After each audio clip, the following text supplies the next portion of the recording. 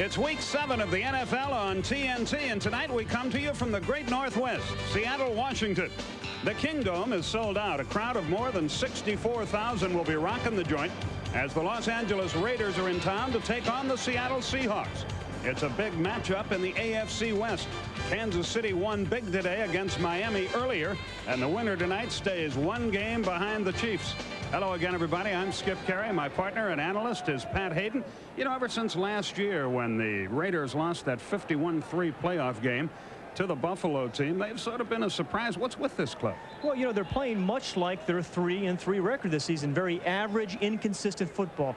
Defensively, they played well enough to win 5 of their games, but the inconsistency has been on offense. And it's been a lot of different players. It's been offensive linemen, it's been wide receivers dropping the ball, it's been the quarterback throwing the ball poorly. But when you think about some of the players they're missing, it kind of explains some of that inconsistency. Max Montoya, the all-pro offensive guard, Bo Jackson is now out for the year, and Marcus Allen. Those 3 guys give your team consistency. Still, they have to play the game, so what's Art Shell going to do about their problem? You know, Art Shell, we talked to him about it last night. He said, I don't really have the answer for this inconsistency. It's a plague throughout the league, quite honestly. A lot of teams aren't scoring, but he said we're going back to really basic primitive football. They're going to run the football tonight, take 4 or 5 deep shots, hoping to maybe connect on 1 or 2 of those to change the outcome of the game. Like the Raiders, the Seahawks are 3-3, and they always play well here, especially against this team. They're 8-4 against the Raiders here, 14-12 against them overall. One of the few teams where the Raiders are a deficit situation. Well, you know, you're right. The Raiders say this is the most difficult place to play in the entire NFL because of the crowd noise. Now,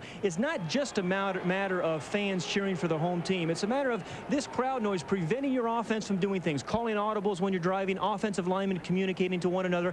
And you will actually see tonight, Skip, the offensive lineman really looking at the ball rather than listening to Jay Schrader's snap count. Seattle's got a couple of guys pretty well banged up. Are they going to play a couple of marquee players? Yeah, Brian Blades, the leading receiver in the NFL coming in today's action. He will play tonight, although he got a very sore ankle. And Cortez Kennedy injured his knee last week. He's the guy they need. He will be a dominant player in the NFL in his second year. He is already. And if the Raiders are going to run the football, Cortez Kennedy is going to have to stop that run. Big crowd here. There's Art Shell, the coach of the Raiders in his second year. He was an outstanding offensive lineman for many, many years. And his coaching opponent, a man for whom Pat played. That's Chuck Knox. You like him as a coach, don't you? Yeah, I think he's done a marvelous job throughout his career with some really, I think he squeezes as much out of talent as any coach in the National Football League, Skip. And again, this is another kind of year for him as starting quarterback Dave Craig, a man who's really been a thorn in the side of the Raiders in his career, is not available tonight. So Chuck again is going to try to squeeze as much as he can out of Jeff Kemp's performance. John Casey will kick it off. There you see the deep men. Jamie Holland, number 82. Sam Grady, number 85. Keep an eye on Grady, boy. He can really scoot. He's a track man and an outstanding speedster.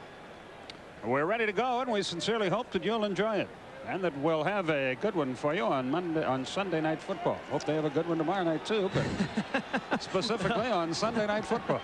We hope we have a good one, right? Yeah. Here comes Casey, and we are underway, and it's a booming kick, and that's Grady at the 2. Watch his speed, but he is hit and knocked down close to the 20-yard line. He did not quite get there, and that was an extremely big play by Brian Davis. Now, he had 6 balls dropped, but he was throwing the ball on the mark last week. Mervin Fernandez wide to the left. Steve Smith, Roger Craig, the running backs. Craig wears number 22. That's Fernandez in motion. Schrader will throw on first down. Fernandez over the middle. He's at the 25 and run out of bounds just shy of the 30 and close to a first down. Patrick Hunter among those who chased him out along with Rufus Porter. Let's look at the lineups, Pat. Well, we said the injuries to Bo Jackson, who's out for the year. Marcus Allen has really taken some of the big play capability out of the running game for the Raiders. They have not scored a running touchdown, so that's the issue. Marcus Allen due back next week. The offensive line has had a pretty good year. Steve Wisniewski, the left guard, has a great matchup tonight with Cortez Kennedy. That's a matchup for us to watch. Galt wide left, Fernandez wide right. 1st and 10 from the 30. The tight end Horton goes in motion, and Schrader will throw again. It is bobbled and dropped. That'll be an incomplete pass. Everybody diving for the football. Mervin Fernandez could not hang on. Yeah, and it was Harper, number 29. And this is what number 29 in blue has done a sensational job all year of doing. Dwayne Harper.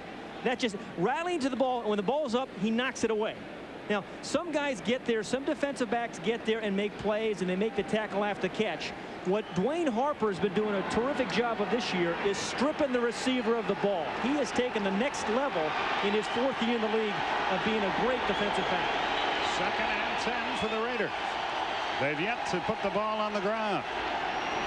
And they still won't. Schrader has time and has a pass tipped, but complete nonetheless for minimal yardage to Mervin Fernandez. He got perhaps 3 yards. Good defense by the Seahawks. This defensive line, 15 sacks by the entire defense. Cortez Kennedy, we said, number 96 in the as a wide receiver. Roger Craig goes out. 3rd and 7 possession play. Again, they put it in the air. Nobody there. Fernandez and Schrader got their wires crossed. And so the ball will be surrendered by the Raiders. Gossett will kick it away. Chris Warren will try to return it. He stands at his 22-yard line.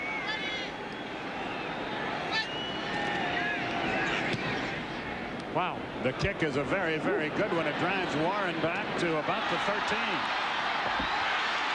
He reaches the 21-yard line, and there he's wrestled down. 10-yard return of a 55-yard punt, and the Seahawks will go on offense for the first time, as is virtually the case with every punt in the NFL, a flag. Gossett leading and getting great coverage out of Elvis Patterson, number 43, and Dan Land, number 25. 2 great special teams players for the Raiders. Boy, and they rave about Steve Ordinator. They think he does as good a job as anybody.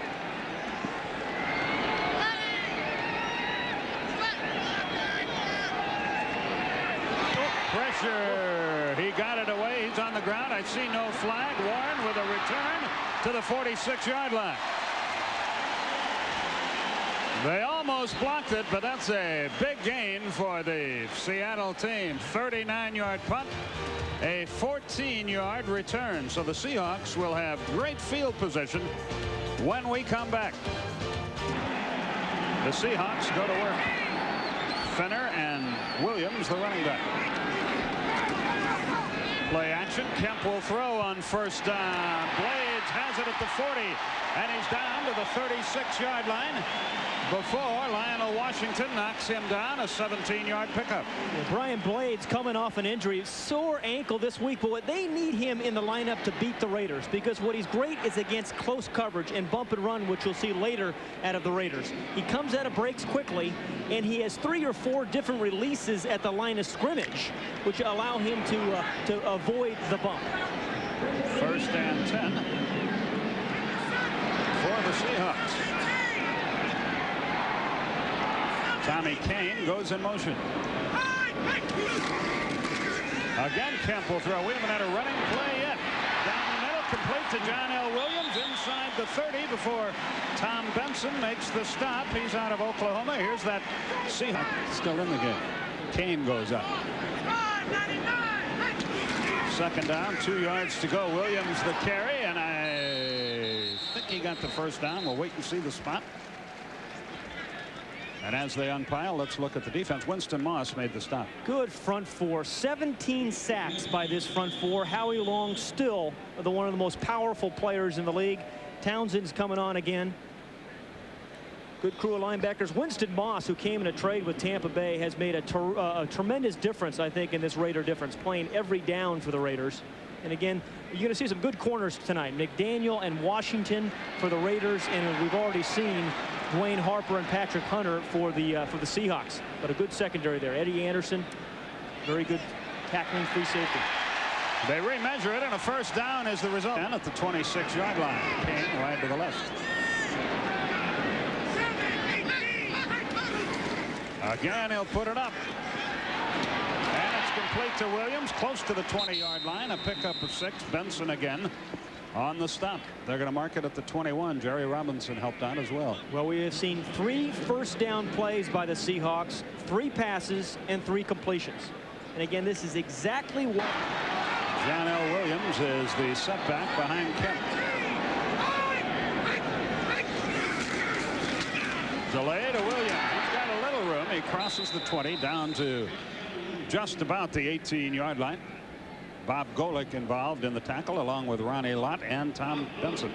You know, in any game the Seahawks win, number 32, John L. Williams, seems to play a significant part in the win, whether it's blocking for someone, whether it's catching a pass, and he is a remarkable receiver. And tonight you'll actually see him in shotgun formations calling the protection for the offensive line. So he does a lot of different things for this Seahawk offense. 9:45 left in the first quarter. It's third down, 2 yards to go. Out of the shotgun, Kemp. Drop pass right in the hands of Lewis Clark, but it eluded him. On the coverage was Lionel Washington, but he had enough for a first down.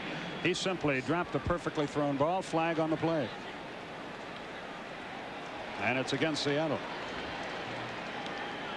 A well-designed play and a perfect throw to Lewis Clark. I mean, it's really a simple play. You've been running that since junior high school. There's just absolutely no excuse. And when you talk about why teams pass interference, number 88 on the offense. The penalty is declined. Fourth down. Jeff Chadwick called for pass interference, but that's to be a 36-yard field goal try by John Casey, the rookie out of Georgia. Georgia has a great tradition of field goal kickers. That one's certainly long enough, and it is good. And the Seahawks have drawn first blood here. They march with relative ease, but have to settle for a field goal. The drop pass and the penalty really hurt him. 3-0 is our score. A capacity crowd on hand in the Kingdom, and we'll be back right after the Minnesota eliminated Toronto in the American League playoffs tonight, 8-5. The kick is high and short. Grady at the 5. Right up the middle. Gets across the 20 and to the 21, and not much more than that. And again, a 17-yard return, and yet more penalty flags are on the field.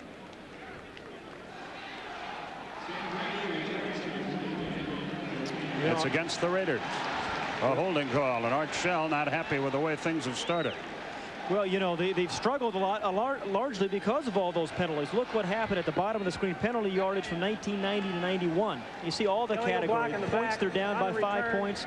Running backs have not scored a touchdown, and I think they really do miss the versatility of Marcus Allen. Rushing yards are down. So this is what Art Shell was talking about, is everybody's contributing to this inconsistent offense. 6 drop balls a week ago. I think he had 4 holding penalties. He said what we wanted to do really is basically come back tonight and run the football. But thus far, all they've done is thrown it. Some late substitutions for the Raiders. They're all messed up here. Now Willie Gault splits wide to the right. Confusion reigns supreme. Only 4 seconds to snap the ball. Schrader.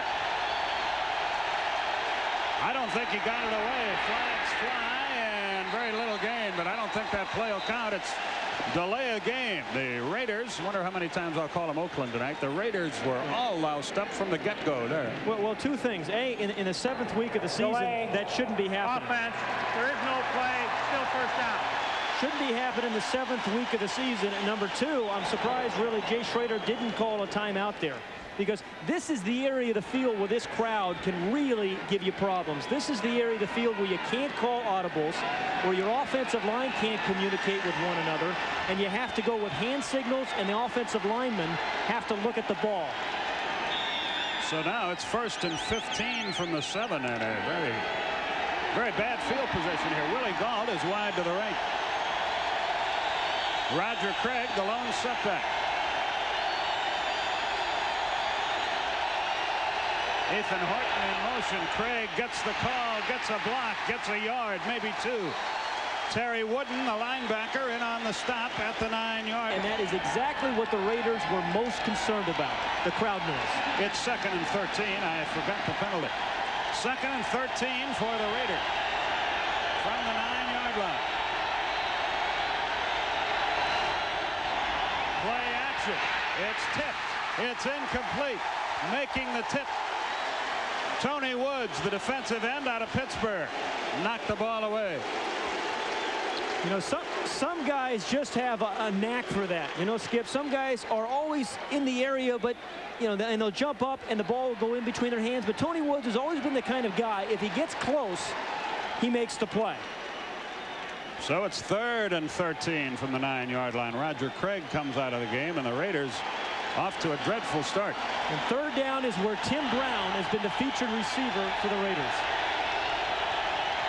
Steve Smith, the lone setback.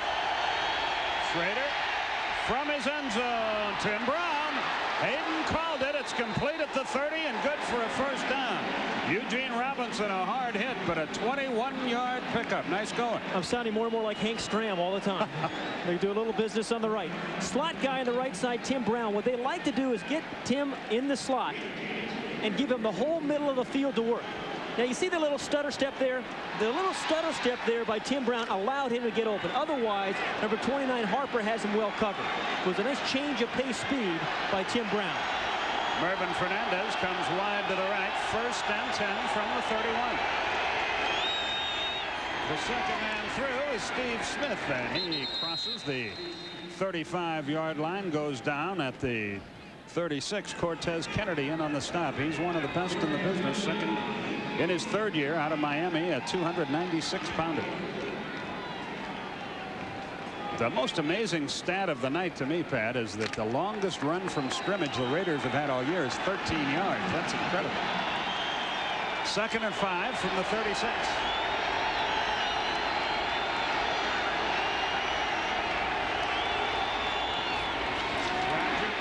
Gets a block, gets to the 40, short of the first down.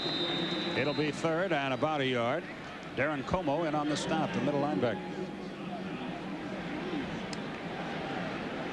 You know, Roger Craig is now at this point in his career, he's not an every down back, but he still can be a force. He's talking to Steve Wisniewski, the left guard for the Raiders, last night. And he said the thing about Roger Craig is when he sees a hole, he doesn't waste any time. He takes it right now.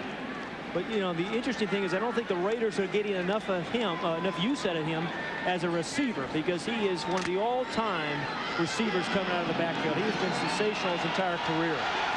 Third and about a yard. First down and more. Craig gets the first down. Como and Wooden on the stop, but the chains move, and the Raiders have a drive going.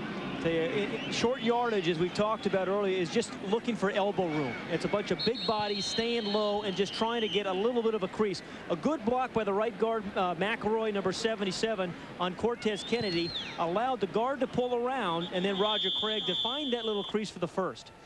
Robert Blackman is the man shaken up, and the Seahawks attend to him, and we'll check on his condition when we come to miss, huh, Pat? Yeah, I really believe they miss Marcus Allen's versatility. A guy that can obviously run, block, throw, and run routes for him, catch the ball.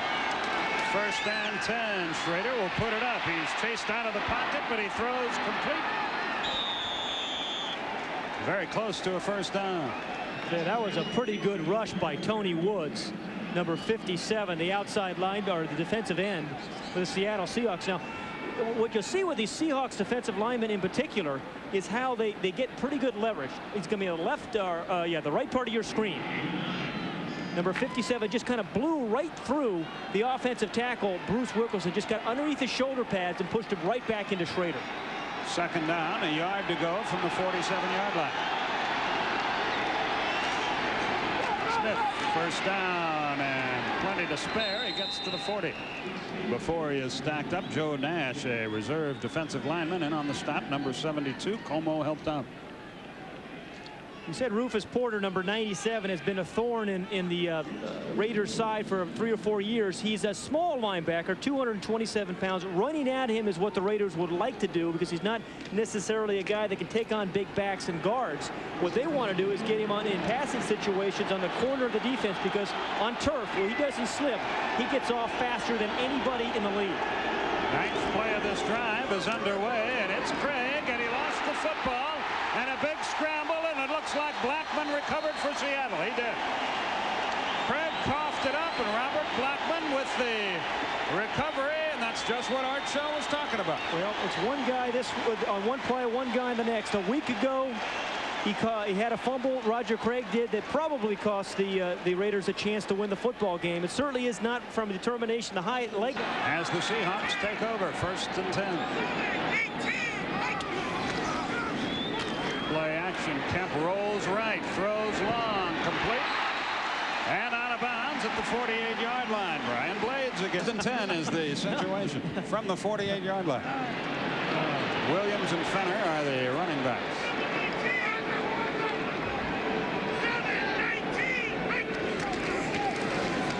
That's Fenner across midfield down to the 48-yard line. In on the stop, Ricky Ellison, the middle linebacker out of Southern Cal.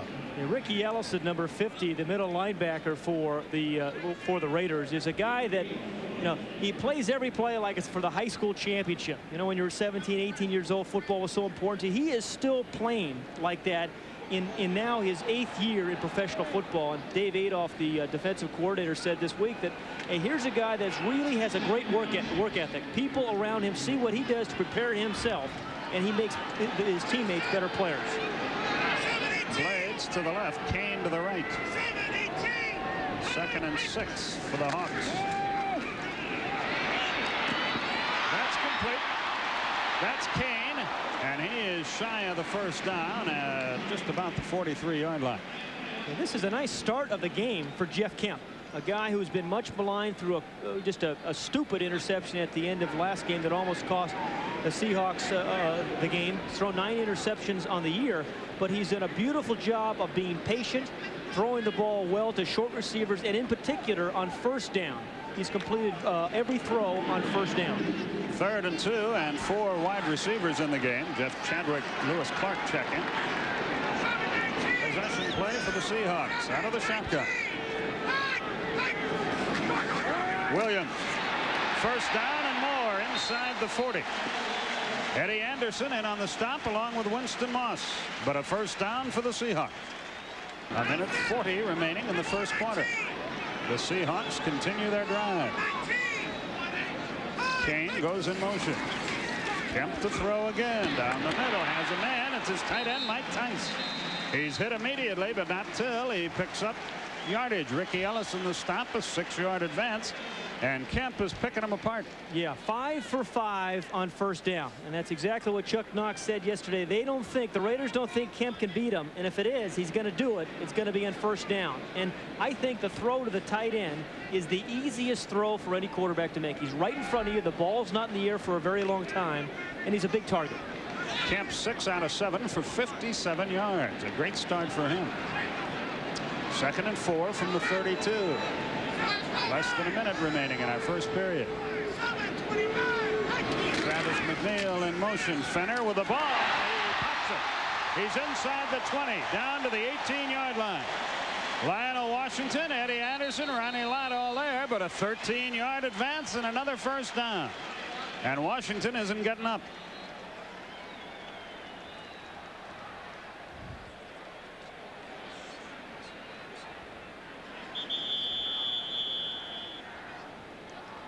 So an official's timeout is called here as Lionel Washington out of Tulane in his 10th year is struggling a little bit. Here's what happened to him. This is a guy that's played as well as anybody on this Raider defense, Lionel Washington. And the way the Raiders play their scheme, the bump and run man for man, most of the time they need a guy like Washington. Looked like he got popped by his own man there at the end of the play. Back to the Kingdom after this. Washington left the field under his own power. First down again. John L. Williams against the grain. Got about 6 before he's knocked down by Eddie Anderson. Lines down, and it's been a very, very good one for the Seattle team. They lead 3-0, and they have driven deep into Raider territory. We'll be back with the storyline of the second quarter right after this. The talent that he's had. He's run a little run and shoot. He's run the ball when he's had to, and he's been a passing team when he's had to. 2nd down, 5 yards to go for the Seahawks. McNeil in motion again. Kent gives it to Fenner, and he hesitates and then bolts forward and gets close to the first down. Anthony Smith in on the stop, but he is at the 10-yard line as they unpile down below.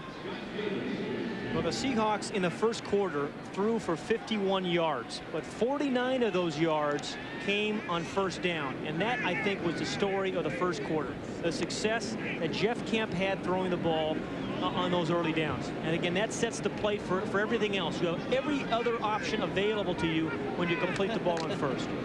3rd and 2 from the 11. Look at that. That is the story of the first quarter.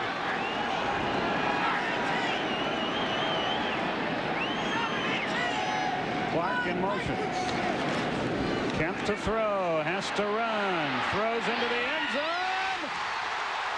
No. Clark was out of bounds, and he argues that he was pushed out of bounds, and a big rhubarb, but the official waved it off. Now let's see. Yeah, you know, the one thing, I think he was throwing the ball to Tommy Kane, and Lewis Clark stepped in front and made the catch.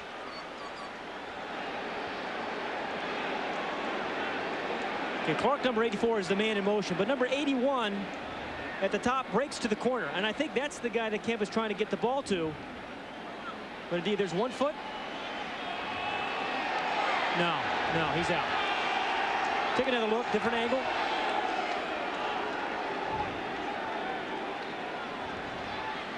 The ruling on the field is that it it was a catch with a force out and a touchdown. Oh, they've changed it to a touchdown on the field after the official waved it off. Okay, yeah, in the discretion of the umpire, the back judge, if he is pushed out and would have come in, then indeed is the touchdown. It looked more like to me that he fixed the extra point. It sure looked like he fell out to me, though.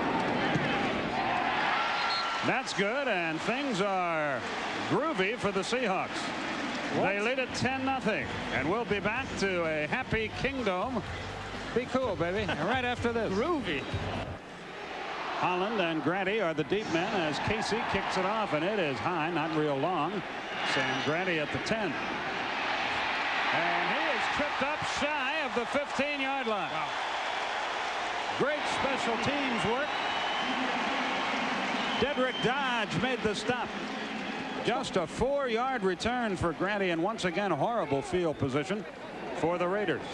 Let's look at that touchdown again. Yeah, in the ruling. Nick Bell into the game, number 38 and running back. Schrader to throw on first down, complete to Gault at the 19-yard line. He was covered out there by Patrick Hunter. You know, with the kind of speed that Willie Gault has, and he still has that burst that has made him famous. If you could throw that route, maybe the go route and an out route, if he could just run those 3 routes, he could make a living for 10, 15 years in the league. That's all you really have to do with him, because you have to respect Willie Gault to beat you for 6. Bell is in the slot to the right. Gault comes wide left.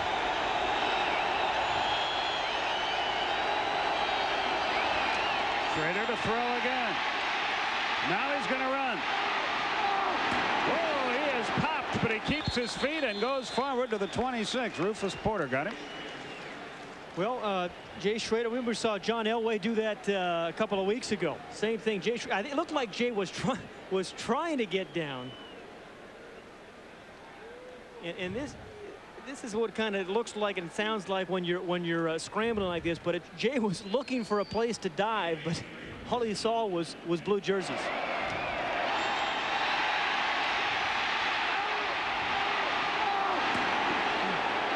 Yeah, that's a headache. 1st and 10 at the 27. Steve Smith, the running back. Nick Bell goes in motion. Schrader is throwing on every down now. It's an out to Fernandez. Good catch. He had to turn completely around to make the play. It's a first down at the 38-yard line. Dwayne Harper ran him out. An 11-yard pickup, and it's time to look at the Marine Corps scoreboard. A flare for the expected. Yes, 1st and 10. 38-yard line. Bell goes in motion again. He's alone. Smith with the ball, and he bangs forward. That's the longest run of the year for the Raiders. They're down to the 43, a pickup of 19. Tony Woods finally made the stop after a lengthy advance. Tell you, Bruce Wilkerson, the left tackle, number 60, as well as the guard Wisniewski, 76 in the center. Watch what they kind of do, all of them. That's the block on number 97, Rufus Porter, that gave Smith a little chance to find the crease inside. And again, they're trying everything they can to slow down Rufus Porter's pass rush. They're most concerned about him on 3rd down. 1st and 10 at the 43-yard line.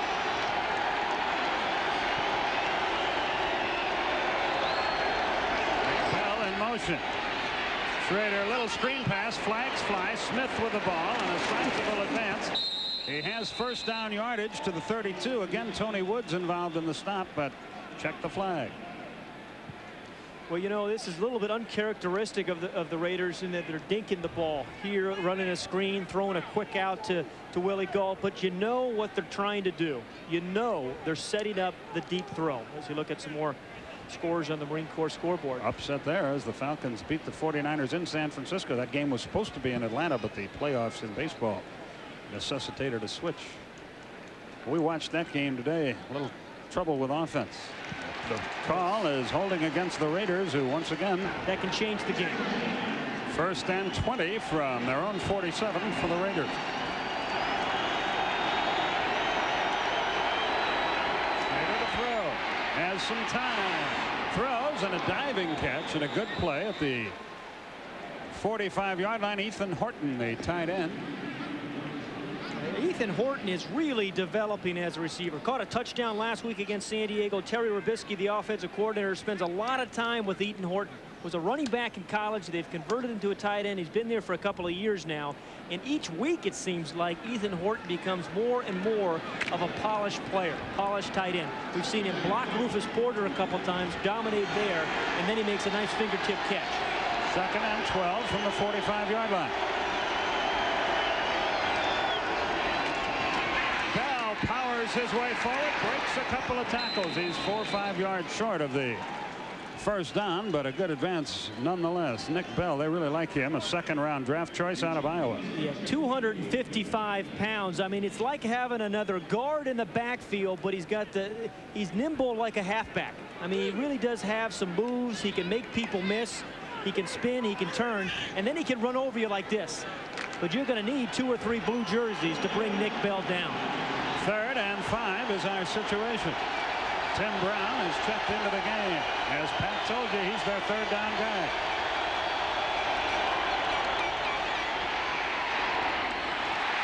No flag. It's incomplete. Okay, Ethan Horton was wide open. Number 88. Brown is really upset, and I don't blame him. That looks like pass interference, but no call forthcoming. I tell you, if he is that covered, somebody's got to be open. If 2 guys are covering Tim Brown like that, somebody else has to be open. And that was the guy. Ethan Horton looked like he came wide open. So it's 4th down, 5 yards to go from the 38-yard line, and Jeff Jager will come in and try to kick a long one. Now the Seahawks were saying they believe they can block a field goal tonight, and it's going to come right from the middle if they can do it. 56-yard try. It's up, and it is going to be short. Right down the middle, but just a little bit short.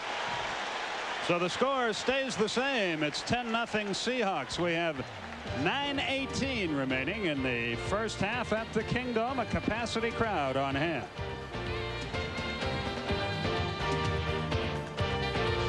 As the Seahawks go to work, Lionel Washington is back in the game, and that's good news. Fenner with the pitch, and he dives to the 40-yard line. You know, this has also been a game of field position, and the Seahawks are winning that battle. The Seahawks have started their drives. Their average start is on their 40-yard line. The Raiders on their 15. And when you have 2 good defenses like we have tonight, it is tough to drive 85 yards. Actually, you have about a 1 in 15 chance of scoring when you have to go 85 yards. Second down, 8 yards to go.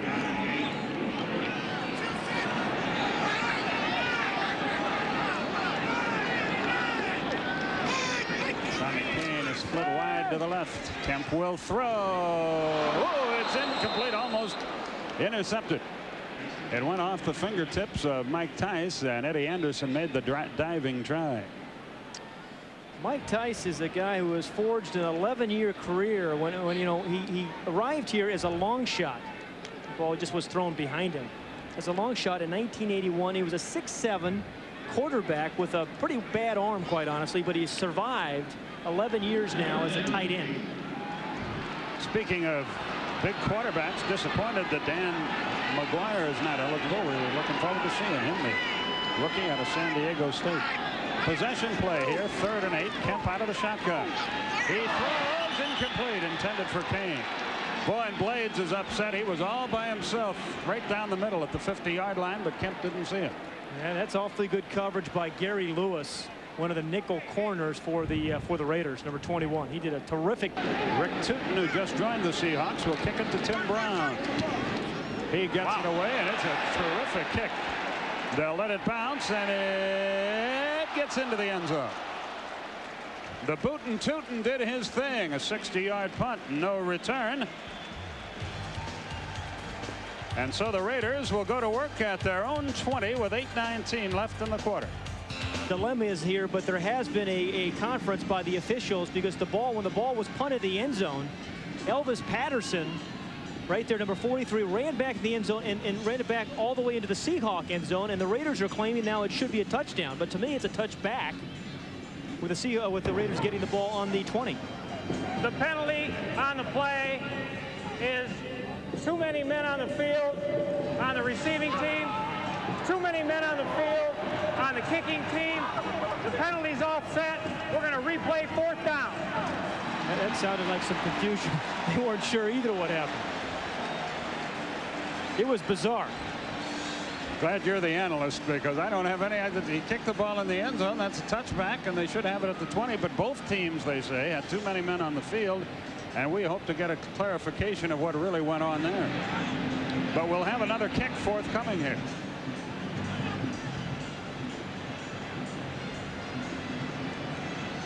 Let's look at this and see if we can. Here's the punt by Tootin. It was a good punt. Brown lets it go in the end zone. Now, ordinarily, the field judge will give you the signal for the touchback. But quite honestly, I turned my head, and then next thing you know, Elvis Patterson had picked the ball up and started sprinting down the sideline. In any event, as the old joke goes, nevertheless, they'll kick it again, and Tootin will boot another one away. Try it again. And Tim Brown will try to return it. It's not as good a kick, but still a pretty good one. And Brown makes a fair catch at the 20-yard line. And so that's where the hostilities will begin. A 40-yard punt and no return. Well, let's count the Seahawks here. I didn't have to take off my shoes and socks either. That's why he's a Rhodes Scholar, folks. He got all the way up to 10. And the officials say too many men on the field. Okay. Well, Elvis Patterson got some exercise, and now the Raiders go to work. And it's on the 20-yard line where it should have been in the first place. Schrader to throw. And he does, and it's the tight end, Horton. And he pulls his way close to the 30-yard line. He goes to they mark it at the 29. Now Pat's going to get a chance to count again. This time the Raiders. Another chance with the Raiders. Let's see. You have 2 here. 3, 4, 5, 6, 7, 8, 9, 10, and there's one in the back. That's 11. So that's a total of 21. It's bingo. A, it's not reviewable, and B, that's the wrong call. But they took time to review it nonetheless. 2nd down and a short one. A fumble. Fumble by Smith. Loose football. Who got it? Seahawks say they do. They do. Tony Woods, I think, right? That's 2 big plays tonight by Tony Woods. Remember early in the first quarter, Schrader was rolling out, was wide open, and he tipped the ball, and now he comes up for recovery. Now, that's the 19th. There it is. Great minds think along the same lines. 19th takeaway by this Seahawk defense. And what they do is you get a lot of bodies around the ball carrier. One guy stops him, and the next guy starts stripping it, start trying to take it away. Terrific play by Wooden, number 90, who actually stopped him first and then began to pull the ball away. Terry Wooden.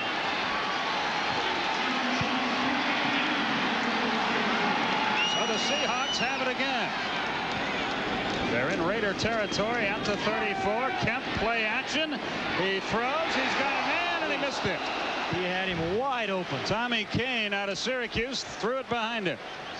Kane would have been close to the goal line when the play wound up, but he and Kemp misfired. Yeah, beautiful clear out route by the wide receiver Blades on the other side. See, you see the feet going by. That cleared out that entire zone for Kane to come behind. Now, if that ball is thrown out in front of him, he catches it and goes down the sideline. Blades clears out the zone. Kane comes across. That should have been a touch. Winston Moss was the linebacker trailing the play. That's the first incompletion on first down for the Seahawks and Kemp tonight. 2nd and 10 from the 34.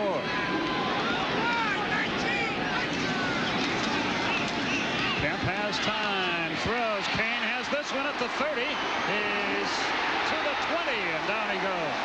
First down, Seattle. Terry McDaniel on the stop, but another first down, and the Seahawks are moving at will against a pretty good defense.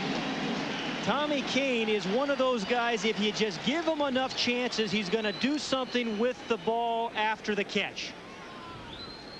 And again, he's always working and setting up his defenders. You'll see him run a lot of different kind of routes. We've seen him run outs, we've seen him run crossing routes, and that was the hook. But it starts with blocking, and it starts here with Howie Long. You've got to take care of Howie Long if you're going to have a chance to complete passes like that. But it did take 2 Seahawks to do it.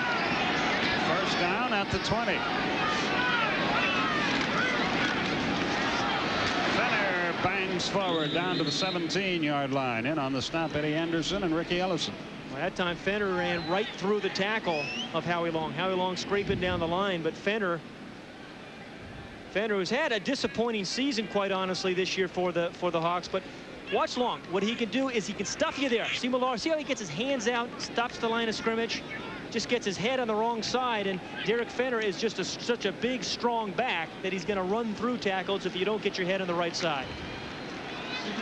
2nd down, 7 yards to go from the 17-yard line. Fenner and Williams are the running backs.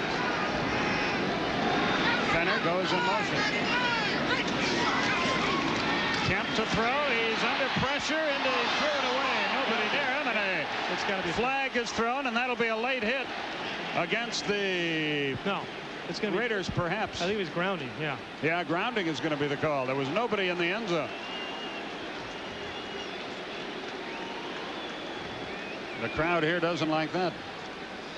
You know, it's interesting. I think some offenses really have an outlet receiver so that if a quarterback gets in a situation, you just throw it in the dirt right by somebody's feet. But there is absolutely no one even close to being that. Number 11 on the offense. The ball landed in the right corner of the end zone. 3rd down. And I don't see too many blue jerseys over there.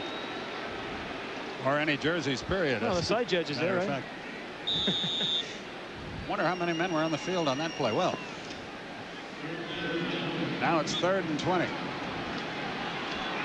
This is where Jeff Kemp has had some of his biggest errors on these kind of situations. Can't take a sack, can't throw the turnover, can't throw the interception. Chadwick in motion. Kemp rolls left. Boy's got a lot of room to run.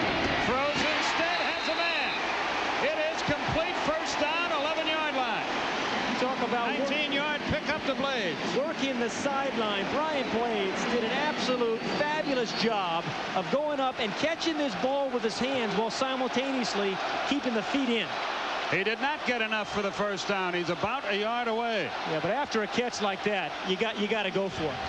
I mean, that is just one terrific play, and that is why Brian Blades, one of the reasons why he was leading the league in receptions coming in today's game, because he's beaten a very good defensive back in McDaniel. He has worked the sideline tonight wonderfully.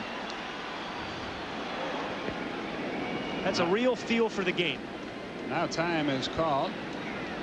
They'll review it, but that was a catch. They review everything. There's no doubt. Yeah, I mean, these are really rather obvious. Well, and the side judge was right there to make the call. The ruling on the field was catch. After further review, the play stands. 4th down. There we go. So it's 4th and just less than a yard. 2 tight ends in the game. Williams and Fenner are the running backs.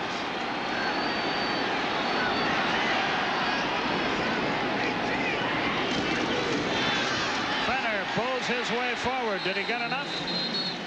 He's right at the 10-yard line.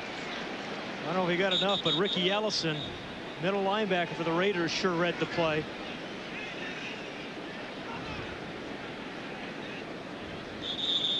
They'll measure this. Ricky Ellison came right from the middle. Watch how he's going to time. He's going to time it perfectly and just dive over the top. Again, you know you got to fight through a lead blocker. He fights through Williams and then gets a piece of Fenner. That's pretty good linebacker. No, sir, he did not get it. Yeah, give that one to Ricky Ellison. So the Raiders have held, and that might change the entire game. Yeah, you know, the Raiders are not good enough right now to turn the ball over. What we've seen this first half is 2 Raider turnovers. But a defensive play like that can really get the momentum turned around. And we'll see if it does when we come back in just a moment. 10-0 Seahawks is our score. Highlights and more on the Fruit of the Loom halftime report. 1st and 10 for the Raiders. Play action. Schrader's going long, and he's going for Galt. And the pass is underthrown, and it's intercepted. And the Seahawks are returning Eugene Robinson. And he's down at the 47-yard line. 22-yard return after the interception. Skip, that was just great coverage by number 27, Patrick Hunter. Patrick Hunter, see, Galt tries to run by him, but he's got his head turned the whole way. The ball is a little bit underthrown. Terrific play by Hunter, tips the ball up right into Robinson. That was an interception by Robinson, but 90% of it was because of excellent coverage by number 27, Patrick Hunter. Schrader threw that ball 65 yards in the air, but it was an interception, and Hunter, 7-year man out of Nevada, made a heck of a play. Yeah, but he would have had to throw it 75 yards, really, because Galt could have gotten there, but which means you have to throw the ball earlier to Galt. Seahawks have had the ball all night long, and they have it again. And on 1st down, Kemp goes for all of it. He underthrows the ball, and that is intercepted down around the... No, they say he's out of bounds. It was Lionel Washington who made the interception, but out of bounds, and he is really upset. We are seeing some defensive back play tonight. I mean, all 4 of these guys, the starting corners, have done just a terrific job of making play. Here's Lionel Washington, number 48. Remember, we went out earlier with an injury. You talk about adjusting to the ball. Receivers can't do it that well. That's an interception. He's in bounds easily. Unless he didn't have possession, but that should be an interception. That should be an interception. So I have never seen more funny replay calls than we've had tonight. And here's yet another one. Jack Fetty needs combat pay. He's the replay official. Now, first of all, wonderful adjustment by Lionel Washington. Certainly we do not have a reception. The play is under review. It sure looked like he had both feet in there to me. The only question was, Skip, did he have? But was he in fact juggling it somehow when he was going down? But it didn't look like it. Here's another look. This is got to be an interception.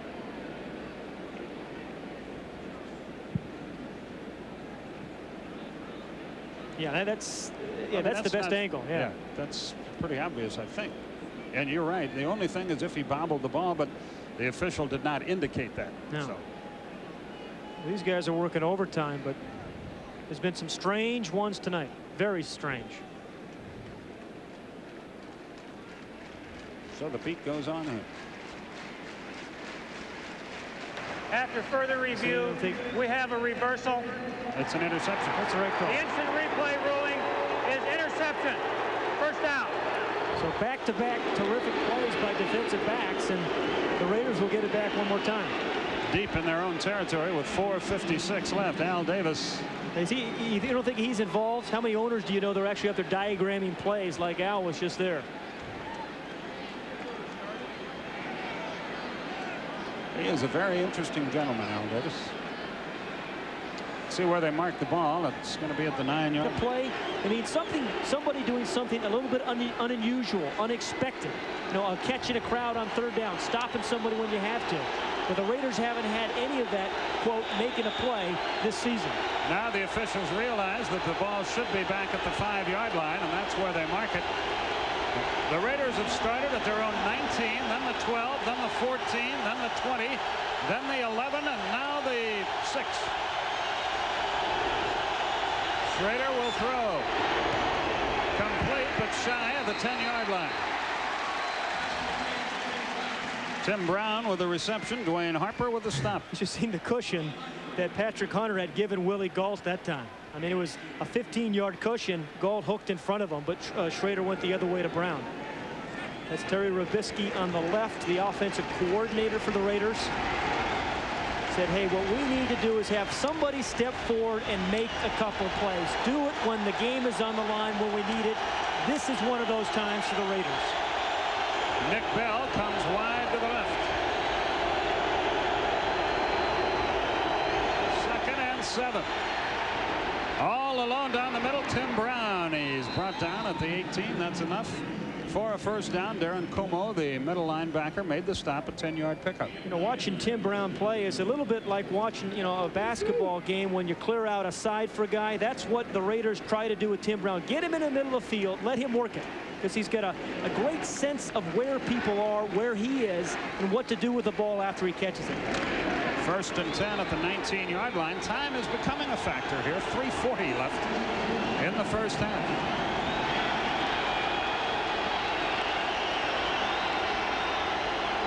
Nick Bell goes in motion now into the pattern. Flags fly. Completed pass to Gault. Yet another flag. So we've got a holding penalty and a probable interference penalty here as well. We'll let the officials sort all this out. They've had a busy night of it. Our referee is Stan Kemp. Well, again, that was awfully good coverage by Patrick Hunter, even though Gault caught that one. Wow. And a perfect throw by Schrader.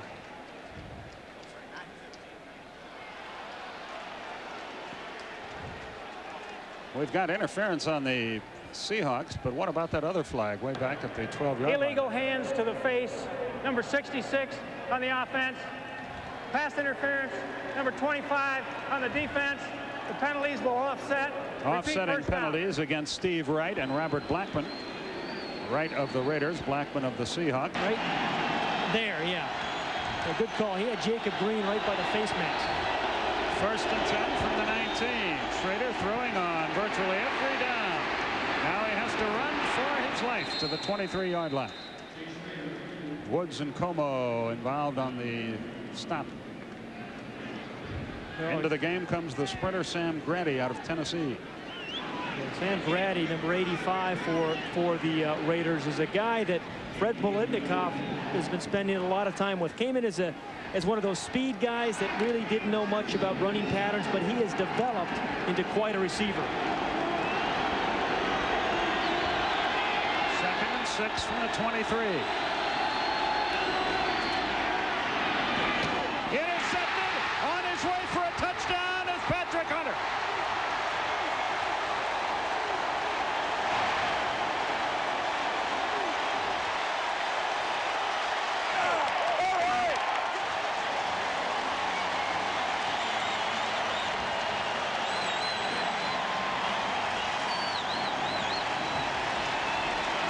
What defensive back play we have seen tonight. Here's Patrick Hunter. Here's the receiver who's going to run the out route. But Patrick Hunter, watch first of all how he watches Schrader. As soon as he sees Schrader stops, he stops. The receiver turns a little bit. The ball poorly thrown behind Grady, and an easy interception by Hunter. You know, I have seen Schrader throw a number of interceptions to his left. He seems to, when he throws the out route to his left side, to throw the ball behind the receiver a lot. That was a 32-yard return. And now Casey makes it 17-0. 17-0 is our score. Now the Raiders really have their backs to the wall. Patrick Hunter and Dwayne Harper, the corners, have done just a marvelous job on some very good receivers of the Raiders. You see, his head is pointed into Schrader. As soon as Schrader plants, he plants, and then he's gone. The ball poorly thrown, but even if it were well thrown, I think Hunter had such a break on it, he's going to at least knock it down. But that is, their defense is going to have to create a turnover too if they're going to have a chance. John Casey will kick it away to Sam Grady, number 85, Jamie Holland, number 82. Another very high kick, and it's Grady at the 5. He gets to the 24 and no further than that, and he really got popped. It was Rod Stevens out of Georgia Tech, a reserve linebacker, who made the hit. Yeah, this is one of the special teamers, Rod Stevens, for the Seahawks, has done this all year long. I mean, this is not a natural thing, believe me, Skip, to line up 60 yards downfield, run as fast as you can, and try to collide with some other guys, big bodies running fast. But Stevens does it pretty well. Roger Craig, the lone running back. The Raiders in trouble, down by 17 here. Little screen pass. It's Craig, and he's caught from behind at the 27-yard line by Joe Nash out of Boston College. The flag on the play. There have been a lot of those tonight. What hustle by Joe Nash, though? I mean, illegal receiver downfield is the call by Stan Kemp. that's a terrific play by Joe Nash. So because basically he's playing nose tackle, and then he's going to rush the passer, and then he's going to run over and make a play. But there's the hold, I think it was on Kennedy. But you know, you get guys hustling like Joe Nash has and Jacob Green. Ineligible receiver downfield, number 66 on the offense. Repeat, first down. And Cortez Kennedy, you get those guys hustling like that on defense, and not too many people are going to score a lot of points on you. So it's 1st and 20 at the 14, and we're going to reach the 2-minute warning. Well, right now. But you know, week 7 for the Raiders has been just like the first 6 weeks. No consistency in offense. Penalties, drop balls, turnovers. And it certainly keeps heading that way this evening. We'll be back. Right now. Fernandez to the right, Galt to the left. Steve Smith, the center. Schrader to throw. Oh, he threw that one right into the ground. It was intended for Ethan Horton. There's Cortez Kennedy right in his face, number 96 too. Cortez Kennedy is already a dominating defensive lineman in the league, but he has a chance to be in the next great defensive lineman. Number 96, the middle of the screen. See how he just pushes Mosbar back, and then he gets to Schrader, then runs through a back. This is a guy who has 5 sacks on the year. He's 300 pounds, 293 pounds, but he plays with great leverage. He gets his arms underneath the guy and uses his legs and throws people away. 2nd and 20 from the 14, a minute 56 till halftime. Smith gets the ball and pops out of there, loose football. Big scramble. Looks like the Seahawks have it again. 5 turnovers for the Raiders. Eugene Robinson knocked it loose from Steve Smith. Yeah, these turnovers are no accident, because I think Seattle is creating them with hard-hitting hustle and just an attitude about creating turnovers. Now that one actually Steve Smith just lost. The early ones they stripped him. That one he just dropped, absolutely dropped, because there was a huge hole here. Looked like maybe he was trying to change the ball. Just came right out of his right arm. That's amazing. Yeah, he was thinking about changing arms. I don't think Glasgow, number 22, got a hand on it, but that's 5 turnovers on the night. Let's see if the Seahawks can cash in big here. Straight ahead, John L. Williams. And knowing Chuck Knox and knowing that he's got a 17-0 lead, he's got a pretty good defense. He's going to play this very conservatively, and he's going to tell Jeff Kemp at halftime, "Don't you dare throw an interception, because the only way we lose this game is if you turn the ball over." Now, Chuck will always give you that look like he's already been waited on. He always gives you that expression, "Oh, looks like it's in a restaurant I've already been waited on." But he's a good guy. Yeah, he is. 2nd down, 7 yards to go at the 22. Both teams have all their timeouts left. Tommy Kane in motion. Kemp to throw. Pressure throws, and that's intercepted. A terrible throw. It was intended for Blades. Running with the football is Lionel Washington, and he will go down at the 20-yard line. And just what you talked about, Chuck Knox, and he got just what he didn't want. Well, 2 more interceptions by Jeff Kemp, and I promise you, if they had anywhere to go, if they had any veteran to put in right now, knowing Chuck, they would. So 12 interceptions his last 6 starts. It's not obviously from not trying hard, but that's just another poor decision and a poor throw. And John Becker, the offensive coordinator, will let him know at halftime. I'm just shocked actually to see him even put the ball in the air in that situation with a 17-0 lead. Amazingly enough, Lionel Washington had fallen down on the play. Yeah, that's how bad a throw. Was all by himself. That's how bad a throw it was. It's a pretty good catch. Pretty good catch. That's 2 of them by Washington. So let's see what the Raiders do now with 53 seconds left. Undaunted, they go to the air. Screen pass. Bell with it. And the big guy rumbles out across the 35 to the 38-yard line, and a late flag. Just what we needed. Another flag in this game. 17-yard pickup. Last 4 possessions for the Raiders. 1 fumble, or actually 2 fumbles, 2 interceptions. And again, as we said, they're just not a good enough offensive team to overcome that. Face mask, number 25 on the defense. Blackman called for face masking, a 5-yard penalty. I don't know. It looked, when I was watching this live, didn't see much happen here, but they called it on Blackman. Yeah. Right there at the end. Right there at the end, he got the face mask. 44 seconds left in an interesting first half.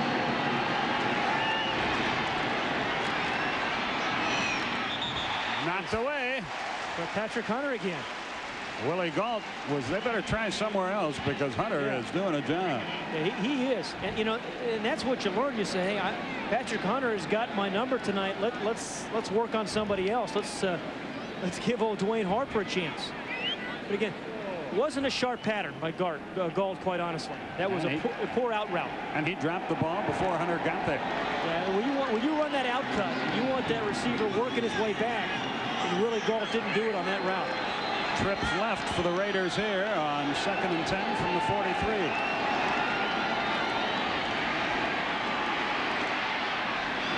Incomplete, not near anybody. Tim Brown and James Jefferson got tangled up, but Schrader just threw the ball away. It's 3rd and 10 with 34 seconds left in the half.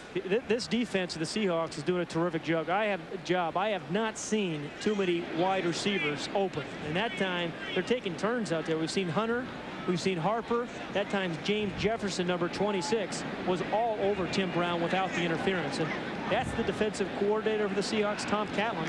Quiet, soft-spoken guy, but he's done a pretty good job with this defensive team. Seahawks have allowed just 7 touchdowns in their 6 games, and none tonight. No points at all. Schrader has troubles. He throws incomplete.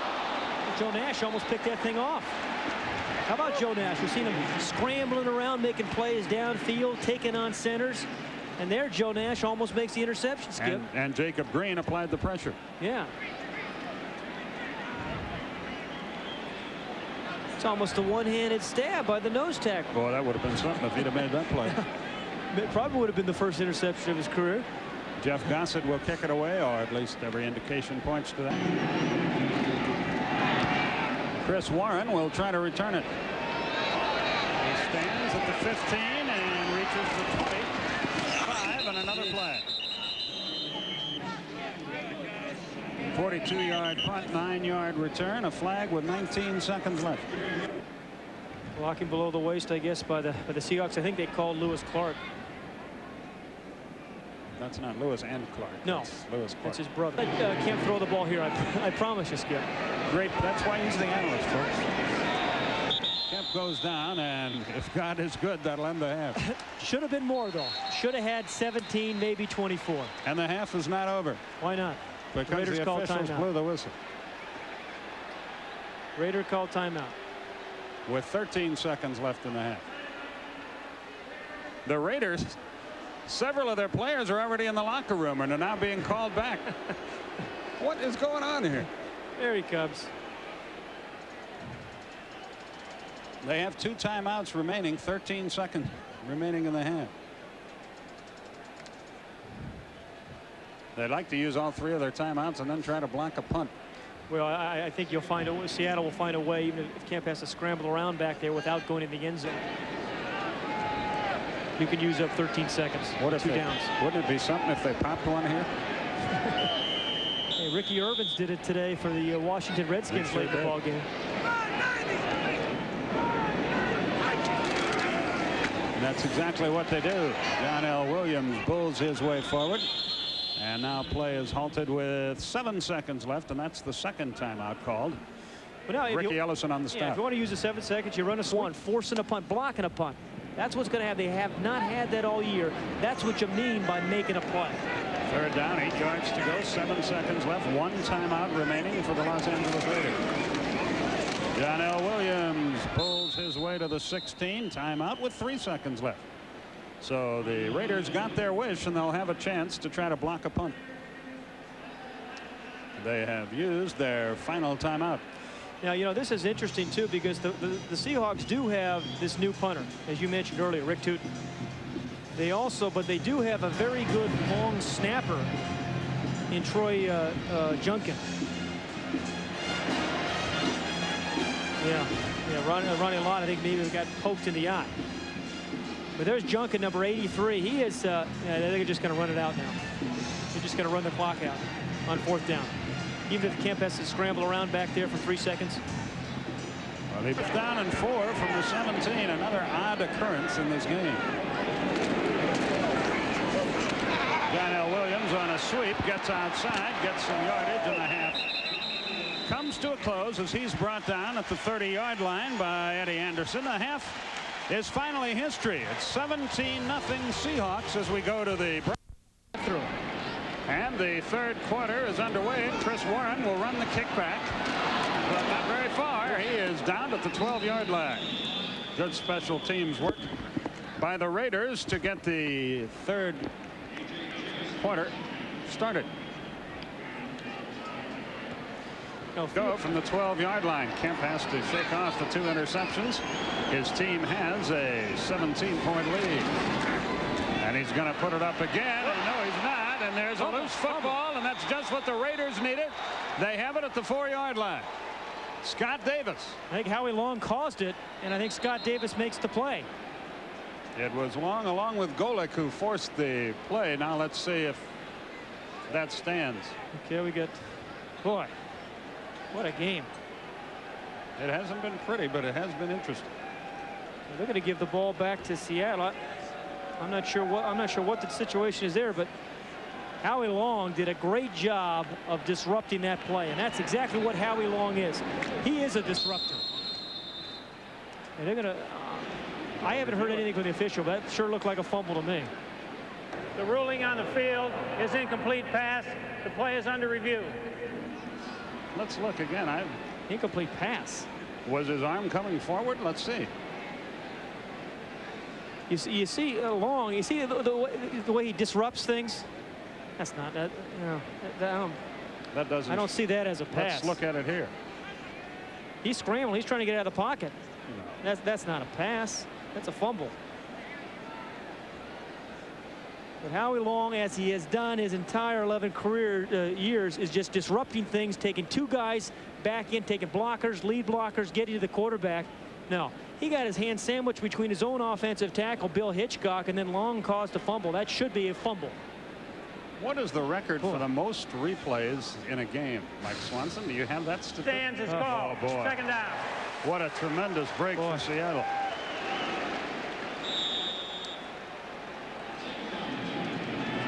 So it's 2nd and 10, and Kemp. Well, you know, I thought the evidence was there to call that a fumble. So did I. John L. Williams breaks the tackle, and great individual effort to get a yard or 2 out of that because there was absolutely nothing there. Well, the Seahawks have dodged another bullet. I mean, really, by all rights, it should be 17 or 24 to nothing. And as we've talked, the Raiders are not a come from behind team. They haven't been this year. They haven't been the big play team they have been in years past. So if the Raiders can just, I mean, if the Seahawks can just avoid any turnover, they should win this game as well as their defense is playing. Trips left now for the Seahawks. It's 3rd and 8 from the 14. Out of the shotgun is Kemp. He feels pressure, and now he's going to run, and he breaks a tackle and gets the 1st down, I believe. Yes. That's a nice little scramble by Jeff Kemp. 9 yards. You know, I asked Chuck Knox yesterday, hey, what does Jeff Kemp provide you? He says, hey, this guy can really run. He can scramble. And it's plays like this because the pocket breaks down. Howie Long again from the outside. Townsend had crushed the middle of the pocket. And he just scampers around. Pretty good speed because Aaron Wallace, the linebacker, chasing him. It's good fast. But watch Howie Long, number 75. It's a little stunt. Townsend takes 2 guys. He comes around the outside. And Long was saying yesterday, hey, I don't care how many sacks I get. I judge my performance and how much I disrupt things. The give is to the running back Fenner, and he got blasted as he crossed the 25-yard line. Big bodies, and then you have a 260-pound back going full speed hitting you. I mean, that'll cause you a little consternation. 2nd and 6 at the 27-yard line. The give again is to Fenner. Again, flags fly as he gets very little. Golick involved in the stop along with Benson. I wanted to ask you a question about that same. I was just thinking, looking at the stats on This kid, Dan McGuire, who's 6'7", with all the passes you see batted, you think that's the wave of the future? It's illegal procedure against Seattle. That quarterback, and I'm not getting on you because you're short of stature, although I normally do that. But do you think more quarterbacks will be 6'5" and above just to prevent that? I mean, I think you always want. There's Dan McGuire's been inactive tonight, or inactive list. I think what you want is a guy who could just play the game and has a feel. I mean, there are some prerequisites. You'd like to have a guy 6'2", 6'3" minimum, who has a feel for the game and is real competitive. Illegal motion, number 32 on the offense. The penalty is declined. 3rd down. And whether I don't think it makes a difference once you get to be 6'3" and 6'7". I mean, you could argue that what you want is a guy who can move around in the pocket a little bit and maybe give you a scramble every now and then. Boomer Esiason, who's 6'5", still moves around pretty good. 3rd and 5 from the 28. 17-0 Seattle. Pat Hayden, Skip Carey with you from the Kingdom.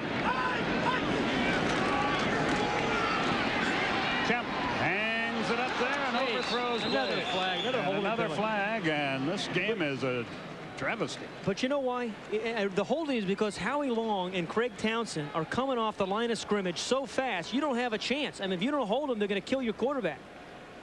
This referee Stan Kemp is getting more airtime than Johnny Number Carson. 74 offense. The penalty is declined. 4th down. And these guys are coming off the line. Riddled. Tootin has time, and he really bangs it back to the 13-yard line. Flag. Good return. Tim Brown is out across the 35, but once again a penalty flag is involved. 59-yard punt, 22-yard return it'll be, I'm sure, against the Raiders, but let's see. They got away with one. The Seahawks did too, because Elvis Patterson, who was rushing the punter, was held. You can't believe how badly he was held. Okay, Stan, lay it on us, buddy. You and he are becoming quite the friends. Well, he keeps talking. Number 25 on the return team. Post-possession foul. 1st down. Elvis Patterson is number 43. He'll be on the far side of the screen. He's going to be held by 42, Chris Warren. Now keep watching. Yeah, that's a hold. I would say that it is. The Raiders will set up shop, and they need to get some points on the board. 1st and 10 at the 24. This matches the best field position of the night to start a drive for the Raiders. Fernandez in motion. Nick Bell in that backfield, and he gets the football. And he drives forward close to the 30-yard line before Tony Woods, who's had a very active night, makes the stop for Seattle. To score and get back in this game, the Raiders need to find some set of rhythm. Find some play or a player that they can hang their hat on. Some guy who's going to, carry 3 or 4 guys on his back for a 1st down like Dick Bell did there. Maybe jump up in a crowd, but they haven't had that go-to guy, the guy that's been able to get them over the hump to make those plays that they need right now. 2nd and 3. The pitch back is to Bell again, and the big guy is hit but keeps grinding and gets close to a 1st down. Darren Como, the middle linebacker out of Arizona State, in his 11th year, made the stop. For years, Marcus Allen was the guy who made the plays, whether it was throwing a block or turning a 3-yard catch into 15 yards or throwing a halfback pass, helping with audibles.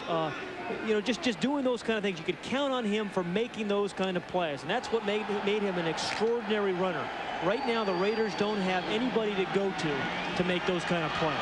1st and 10 at the 35-yard line, as Bell just did get the 1st down. Schrader to throw. Pressure from behind. Complete to Horton, the tight end, and he has a 1st down as he crosses the 45. Gets to the 46. Como in on the stop along with Robert Blackman. And catch the ball when it comes your way. Ethan Horton now 4 catches, 37 yards. 1st down for the Raiders. Fernandez in motion. Schrader to throw. Down the middle for Fernandez. He overthrew him. Fernandez had a step on Como, but the pass was incomplete. This Raiders season has been a series of near misses. Schrader had Fernandez there in a crossing route, which is what you kind of want with a guy like Fernandez, because he can catch it and do something with it afterwards. Had him open, and he catches that. He's running away from defenders. He turns down the sideline for 30 or 40 yards. But the near misses have really been the story of Art Shell's team this season. 2nd and 10 from the 46-yard line. Steve Smith goes wide to the left. He's normally a running back. Nick Bell stays in to block. Now handles a pass. The loose football recovered. Don Mosbar. By Mosbar. Como made the hit that knocked the ball loose from Bell, and let's see what they call all of that.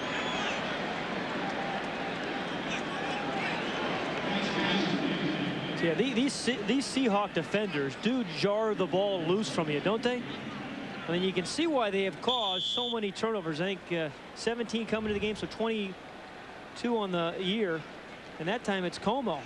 Again, not only do they get close, then they have the presence to kind of strip the ball.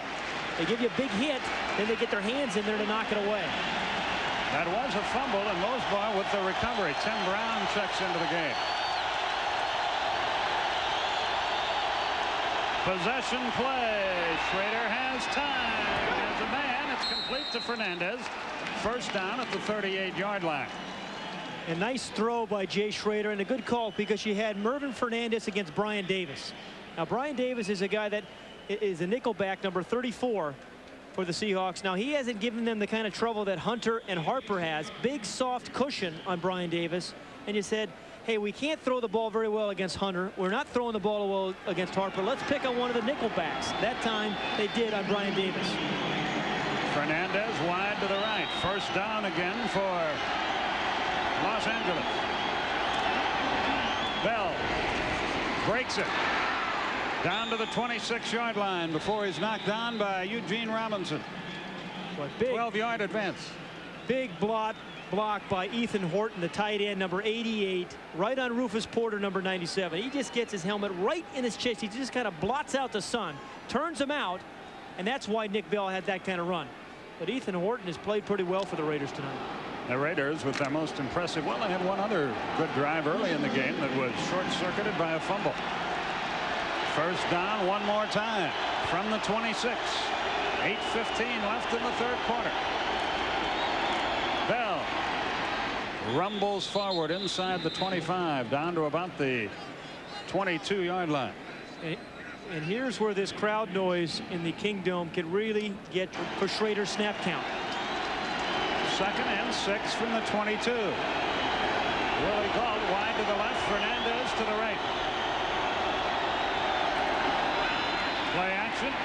Schrader to throw, has a man. Fernandez breaks the tackle, dives to the 11-yard line. Okay, Mervyn Fernandez, a good receiver out of San Jose State, 11 yards, first down. Yeah, he surely is. And we said at the beginning of the drive, he said, what do they need to do? They need to find somebody they can hang their hat on. This drive, it's been Mervyn Fernandez.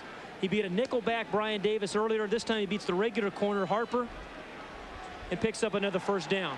But you need a guy like Mervyn Fernandez or somebody like that to step up during a drive to get something going, and he has done it this drive for the Raiders. He has 5 catches tonight for 54 yards. Tim Brown into the game. Goes wide to the left. First down from the 11. Bell in motion. Schrader to throw. He eludes one man. He throws it away high and far into the crowd here in the Kingdome. Nice catch up there by a fan up there. The drive, they started at their own 24. Tim Brown wide left, Fernandez right. Bell stacked up at the 9, fights forward to the 8. Joe Nash among those on the stop. Maybe you give Fernandez a chance to make a play here, and Tim Brown has always been their third down guy. Third down play, flags fly. Schrader fires into the end zone. Another flag. The pass was caught in the end zone, but let's wait a minute. Well, Horton catches in the end zone. There are flags all over the place again. Like one of the Seattle defenders on the line of scrimmage jumped off sides. And you see Schrader indicating touchdown, but let's wait a minute because confusion has reigned supreme all night long here. That is an understatement. Nobody signaled touchdown, though the ball was clearly caught in the end zone. Offside, number 97 on the defense. Holding, number 26 on the defense. The penalties are refused. It's a touchdown. We finally get the word that a touchdown has been scored. Rufus Porter, number 97. He's the guy that jumps off sides, trying to get the quick start to get a line on the quarterback. And there's the hold on Horton. Yeah, there's not much question about that. I think he actually got caught on Horton. And then Horton catches the touchdown pass, and the Raiders get back into the game as Jeff Gossett will hold and Jeff Jager will kick. That's good, and it's a 10-point game with an eternity remaining. 5:45 left in the third quarter. 76 yards in 12 plays. It took 6:16, and the Raiders are on the board. Kick it away to them. The Raiders had a fumble on that drive, but recovered it themselves, and might turn their luck around. Warren fields the ball in his end zone and brings it out. And got to the 19-yard line. Skip, every drive has at least one big play, one critical play in it. And this was the one. It was a 3rd and long, and Schrader found Fernandez on the sideline. There's a little tap dance. He had driven Brian Davis, the nickel, back off, and that led to the touchdown to Ethan Horton. And here was a play, but it was a very patient, methodical series there by Jay Schrader, down by 17 points, and now they are indeed right back in the ball game, which absolutely amazes me considering they had the 5 turnovers. It's like men left on base in baseball. The Seahawks have had chance after chance to bury him, didn't get it done. Kane in motion, Kemp to throw. Kemp has time. He runs out of time, and he's thrown for a 2-yard loss. And that's a sack. And in on the play, Greg Townsend out of TCU. He's a good one. And he makes the play, and it's the first sack of the game. Yeah, 6th sack on the year for Greg Townsend. But usually when he's sacking, it's Howie Long setting him up.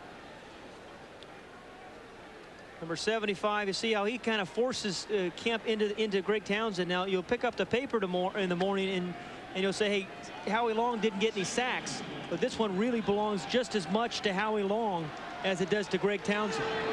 Brian Blades wide to the left here. 2nd and 12 for the Seahawks. Kemp on a little pitch play. John L. Williams, and he loses further yardage.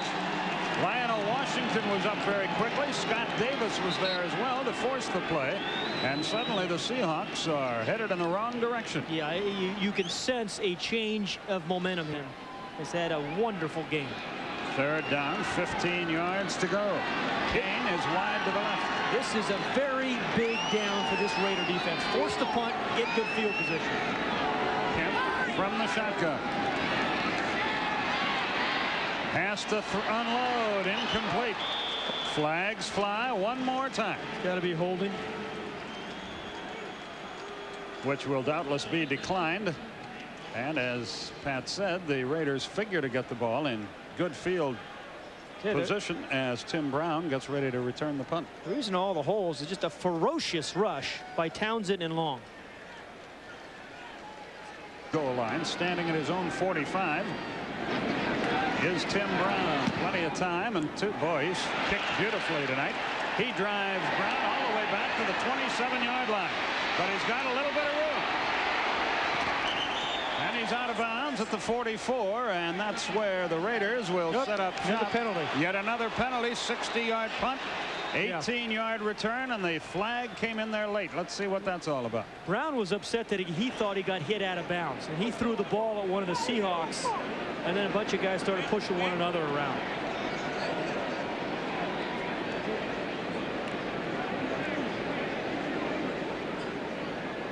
And what we have here, sportsmanlike penalty against the Raiders again.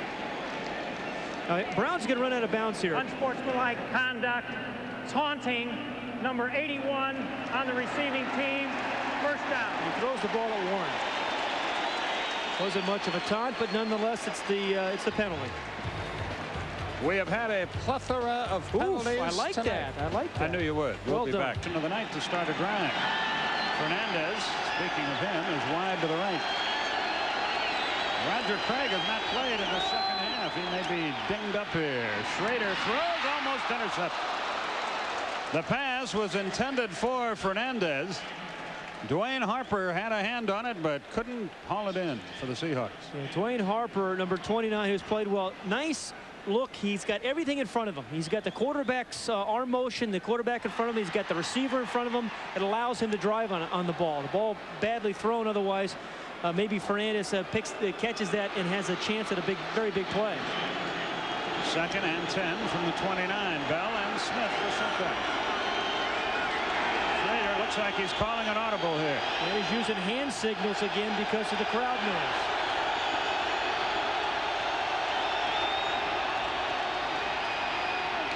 That's complete to Ethan Horton again, and he's covered immediately by the strong safety Robert. Shut whom out? And nobody did. Well, he did a lot of talking. 3rd and inches.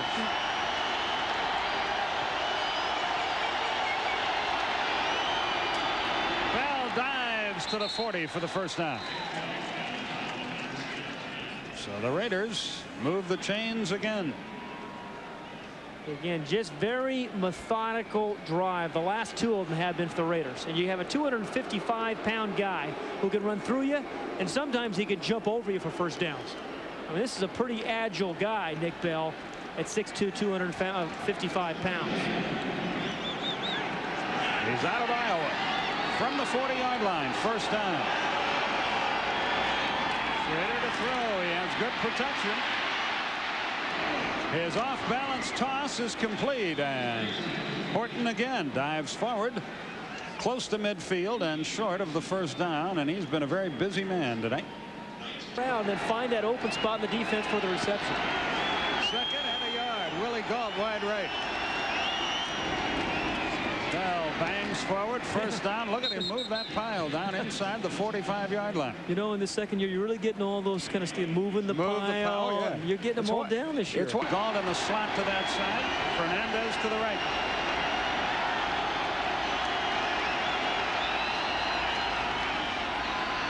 Schrader has an eternity. Throws high, intended for Gault, but he overthrew him. Eugene Robinson on the coverage along with Patrick Hunter.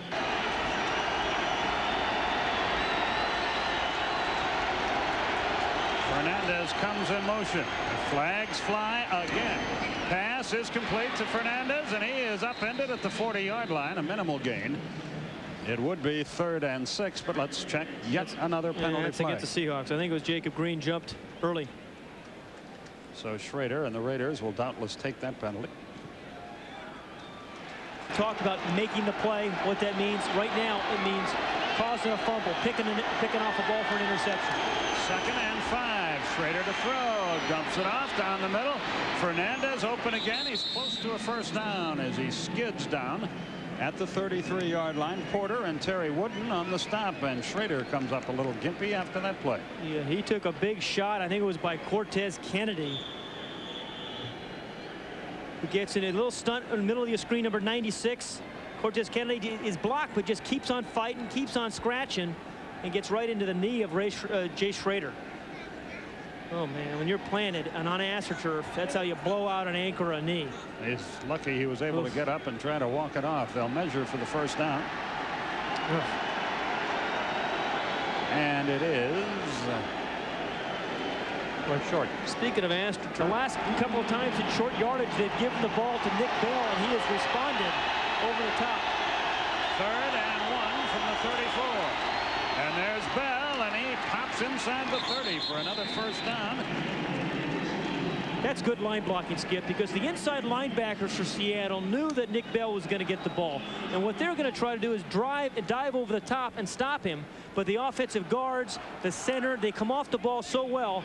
Mosbar, the right guard, McElroy. See, they keep the linebackers from being able to get any momentum and diving into Nick Bell, and that's why they got the first down.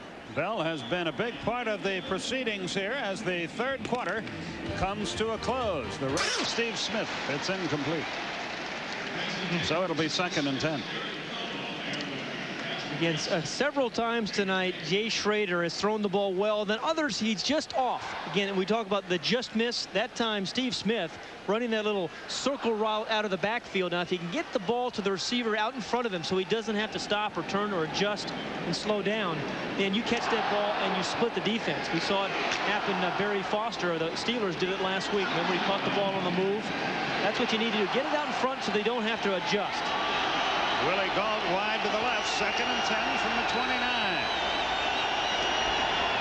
Bell flags again. Bell to the 25-yard line. No more than that. Boy, the penalty flags in this game, incredible. Yeah, I knew somebody was going to crawl out there. He was screaming and writhing in pain. Was Steve Wright at the bottom of that pile? Number 29 on the defense, lining up in the neutral zone. Repeat, 2nd down. The cornerback, Dwayne Harper, lined up in the neutral zone.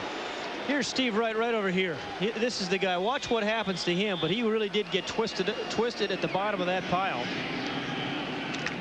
It is a hole. This guy his right leg.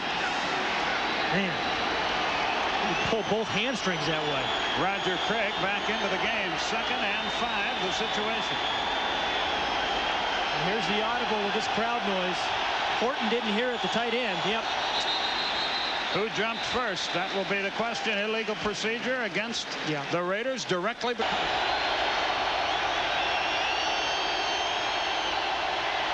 Willie Gault in motion. For all of it. Into the corner of the end zone. No. Intended for Fernandez. Harper on the coverage. Let's see if everybody's all right. Didn't miss by much. That was a great throw and another tremendous play by Dwayne Harper. Because Harper, again, he waits, his hands goes up, and he strips it. I mean, that's a great throw by Jay Schroeder. Maybe should have been caught by Fernandez, but Harper just does a fabulous job of just knocking that ball away from him at the last moment. So now a huge play in this game. 3rd and 10. Yeah, that ball was catchable. And it should have been 3rd and 5. Fernandez wide right. Tim Brown in the slot to that side. Fernandez to the left. Same play. Oh, and Fernandez bobbled it but couldn't hang on, and Brian Davis on the coverage. I love the play call, and then I love the coverage by Brian Davis. Rarely do you see teams throw go routes down when they get near the 30-yard line. Everything is a short route. The Raiders go up top. They picked on Brian Davis earlier, and they beat him. They come right back, but this time, Brian Davis responded. Boy, Fernandez had a shot, but couldn't quite bring it in, thanks to the good coverage. We have had a highlight film's worth of great defensive back play tonight. Jeff Jager from 47 yards. It's up. It's good. So a touchdown separates the two teams. A 47-yard field goal makes it 17-10 with 13:48 left in regulation. We'll be back. Here's number 20. 17-10 our score. That was a 42-yard drive, 12 plays. It took 5 minutes, 13 seconds off the clock. Here we go. High kick. Warren at the 8. And is buried at the 16-yard line.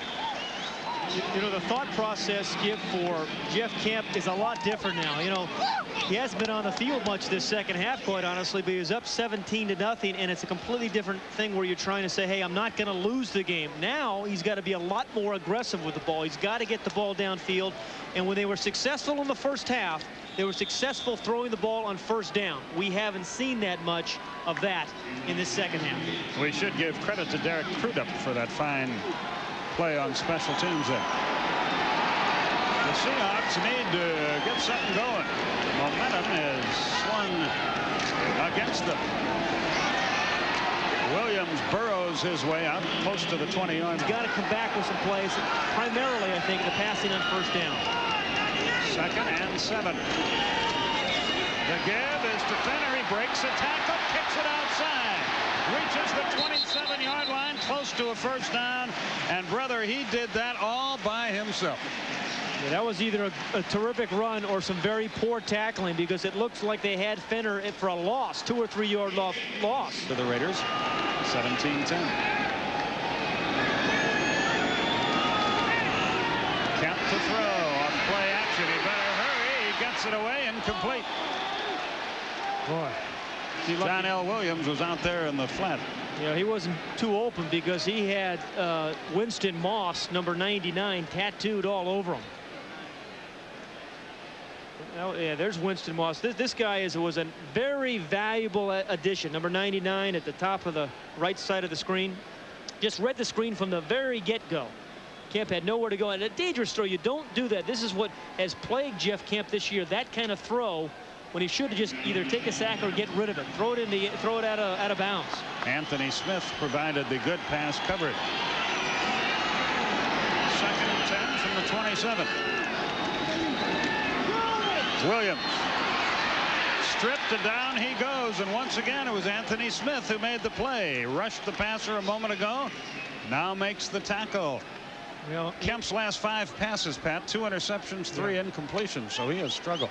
And that guy Anthony Smith that you were just talking about has a lot to do with it. He is going to develop into a starter. He is a role player now, and he was injured all last year, #1 draft pick out of Arizona. This guy has a real suddenness about him. He can bull rush you, run over you, and then he can chase you down from behind. 4 wideouts in the game on 3rd and 11 for Seattle. Kemp to throw. Better hurry. Gets it away. Diving try. Incomplete. John L. Williams was the intended receiver. Mike Jones, a rookie free agent out of Missouri, was on the pass coverage. The crowd boos. And once again, the Raiders are going to get... Here's the kick by Tipton. Flags fly. Pretty good kick this time. Brown fair catches the ball at the 35, but we'll see what the penalty flag is all about. 39-yard punt, no return, and another flag. Oh, these officials must be getting arm weary. Yeah, it's against the Seahawks. Illegal procedure. Let's see what Art Shell and company elect to do here. Not enough men on the line of scrimmage on the kicking team. 5 yards. Repeat 4th down. They'll make him kick it again. Got released, and now they have him. He's done well. He'll kick it from about his 10-yard line.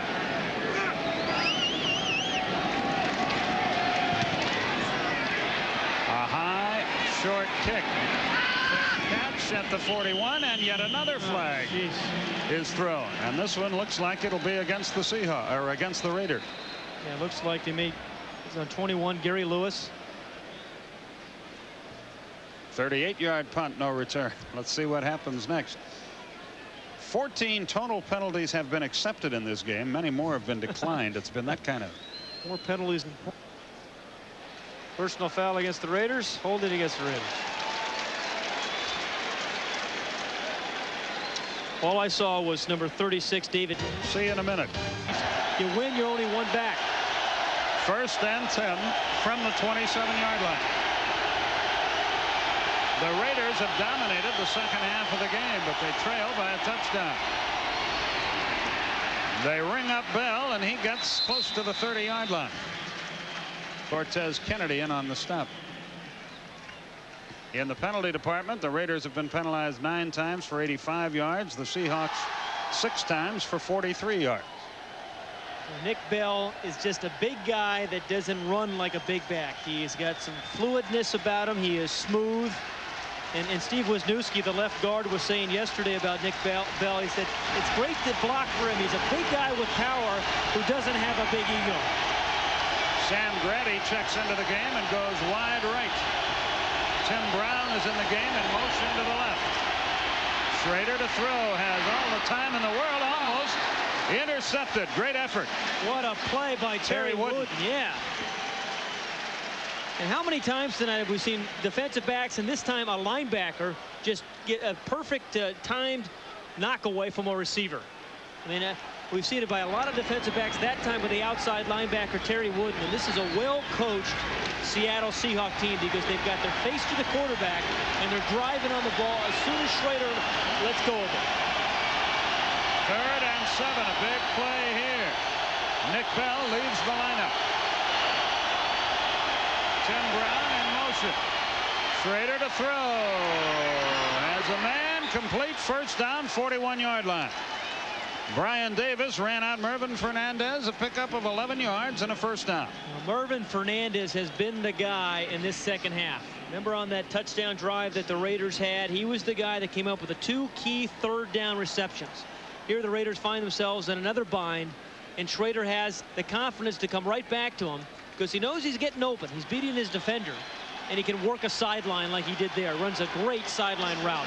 He has 7 catches for 69 yards. Grady wide to the left. 4 of those catches in the second half. Bell back in the game. Bulls his way to the 44. A pickup of 3. Terry Wooden involved in the stop, and the clock continues to run. Less than 2 goal to win the thing in regulation, and they're probably going to get maybe 1 or 2 more possessions after this one. Sam Grady is wide to the left. Bell circles to the left, midfield, first down, 45-yard line. He is tough to handle, and he has made a big difference in this game as they've given the ball more and more to Nick Bell, who now has 12 carries for 69 yards. That's a pretty good combo. He has 11 carries for 62 yards in the second half. He takes a rest. Roger Craig into the game. Schrader to throw. It is complete. Fernandez again. He is short of the first down, but he picked up 9. I think that may have been Ethan Horton. Yeah. Let's see. You're right. It is Ethan Horton, the tight end, who made the play, number 88. Well, he has had a very nice night. I think it's maybe his 8th catch tonight for Horton. When you think of the great Raider teams, they've always had a tight end. You think of Dave Casper in particular. Great tight ends who've been able to take the pressure off their wide receivers. And Horton, with his 8th catch tonight, has done that. Good for 72 yards. 2nd and 1 from the 36-yard line. Bell is back into the game. He's in the slot to the left side. Schrader on 2nd down will throw it out. Pattern batted away. Almost intercepted by Dwayne Harper again. Boy, Pat, you're right. The corners in this game have come up with some super plays. Back at the NFL. 3rd down and a yard to go. They'll give it to Bell, as they always do, and not this time. Now a decision. It's 4th down and a long one. Cortez Kennedy submarined on the play, and now it's a 4th down situation. And what will the Raiders do? They'll go for it. Cortez Kennedy did a great job of staying low and getting some leverage and making things happen. Watch how he just kind of knifes through here and disrupts the whole play. In short yardage, he's a big guy, 300 pounds, that's making something happen, fighting through some people, slows up the back to put the stop on him. The Raiders 0 for 3 on 4th down this year. Here we go. 4th and 1. They'll throw for it. Complete Fernandez. And he is inside the 15 down near the 12-yard line. Nesby Glasgow in on the stop, but what a big play on 4th down, a 24-yard pickup. Remember, Skip, we talked about, hey, making plays, what making plays is about. Well, making plays is doing something when the game is on the line. And Mervin Fernandez on the outside receiver made the play there. Good coverage by Brian Davis. He makes a terrific adjustment and then gets down inside the 20-yard line. But that's what you call making a play, when something's at stake. Brown is wide to the right. Sam Grady is wide to the left. The ball is on the 12. It's first down. Horton in motion. Into the end zone for Horton. Too long. 2nd and 10 from the 12. Fernandez back in the game. And wide to the right. Tim Brown to the left. Schrader rolls. He throws. End zone. Touchdown. Brown. And the Raiders have come back to within a point, and they've got a chance to tie the game. And this is where I'd love to see the 2-point play in football. Again, this is, Jay Schrader has just thrown this ball beautifully on this drive, the last couple of drives. Starts with good protection, a tight spiral, drills it in between 2 defenders, and it's a happy Jay Schrader, and he should be. But I tell you, I would love to see the two-point play in college, not in college football. It isn't college football, in professional football. Jeff Jager will try to tie the game with 6:10 remaining. And he does just that. And down 17, the Raiders have battled back to tie it. 11 plays, 73 yards. It took 4 minutes, 58 seconds. We got a ball game, and we'll be just 20. And here's the kick, and it's very, very short. It will be fielded by Lavelle at the 14. And he pops out of there across the 30, and another flag flying. Boy, every second play, it seems there's a penalty. So let's sort this one out.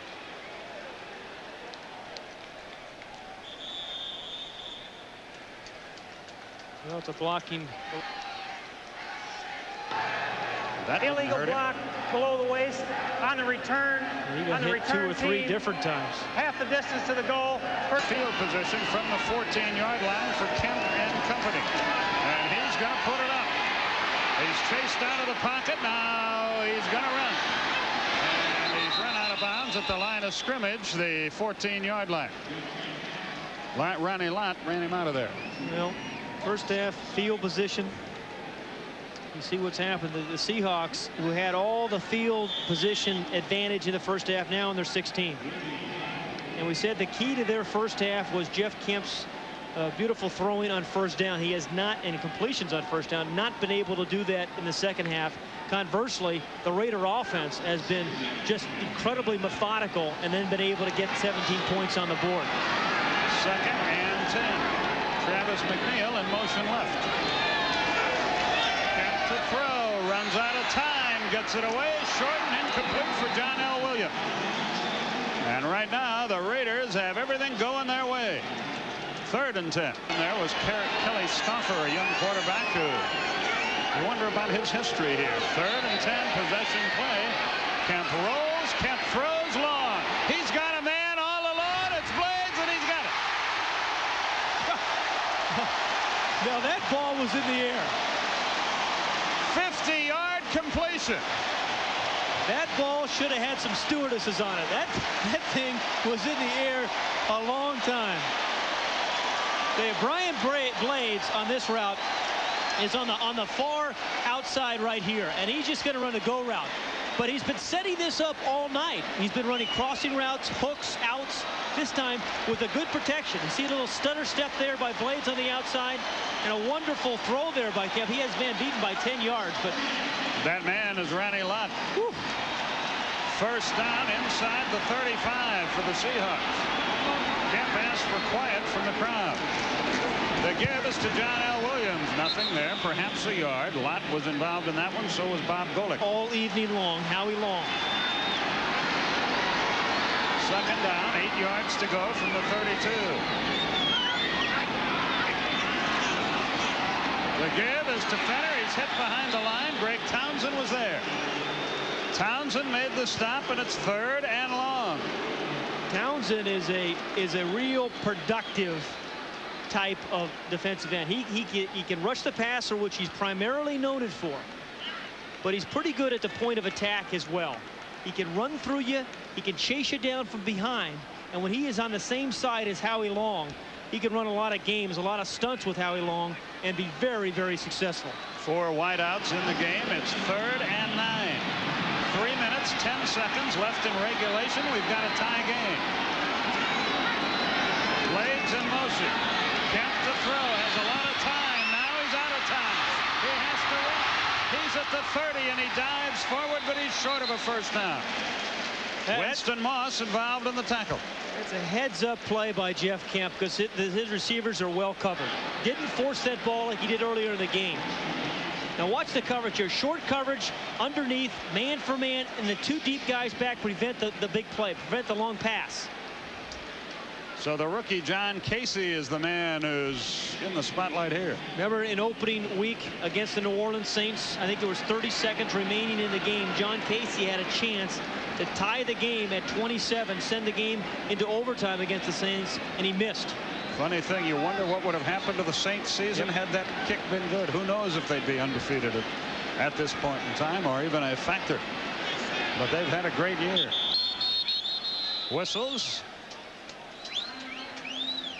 And Seattle calls a timeout here to think about things.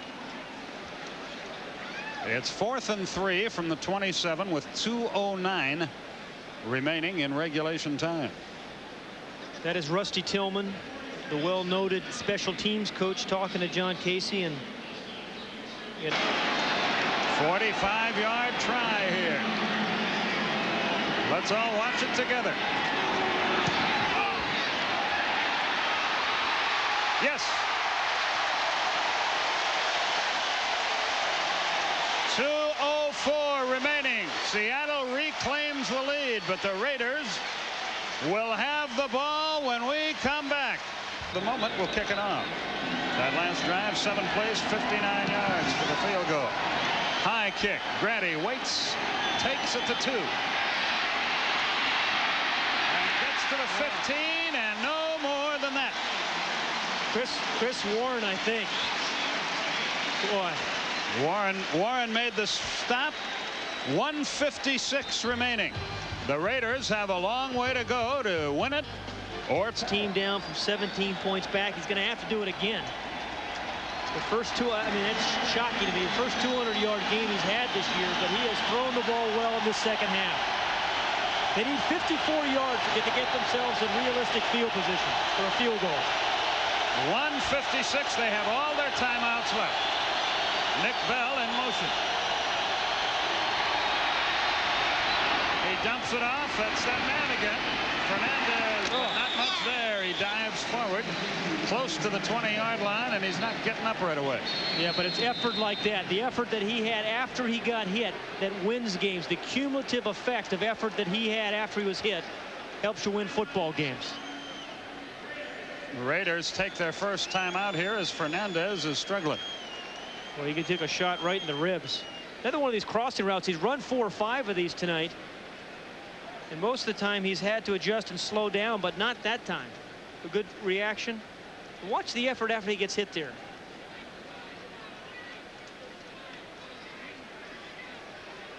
You know, in slow motion, obviously that looks like a late hit on Brian Davis, but when it happened full speed, I don't think it was.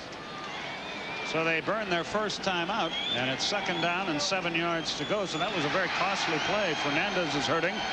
It cost them a timeout, and they only gained 3 yards. Yeah, they have to. They go to the. They had to take a timeout. 7. Tim Brown wide to the left. Willie Gault to the right.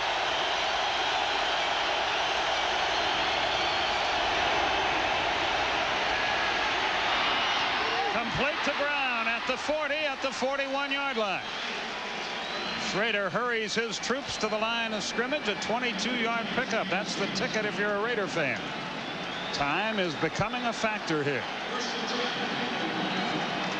The Seahawks, of course, Cortez Kennedy and company, taking as much time as possible getting back to the line of scrimmage. No audibles here because of the crowd noise. Oh, it's got interference. It is. Yeah. One official threw the flag, the other ignored it, but it is interference, and it's in Seattle territory. Yes, that's on Brian Davis, number 34, but clearly top of the screen, just the out route that the yeah, I mean, not much doubt about that. The Raiders have been very successful throwing it in the out route, but to the left. 1:09 as you see the time remaining.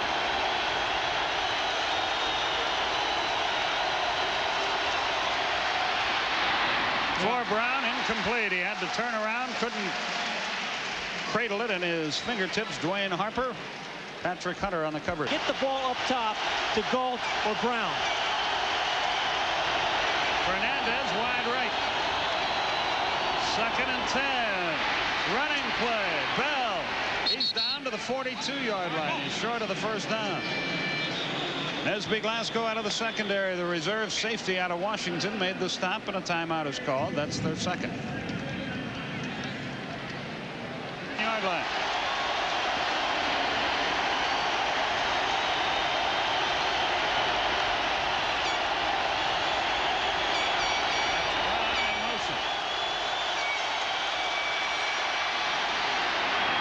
Diving try, incomplete. Intended for Horton. Schrader just missed him, and it's 4th and 3, and here comes your ball game, perhaps, on this attempt. Now the official starts the clock. Now he stops the clock again. So wanted it started, then stopped it. Now we're ready. 4th and 3.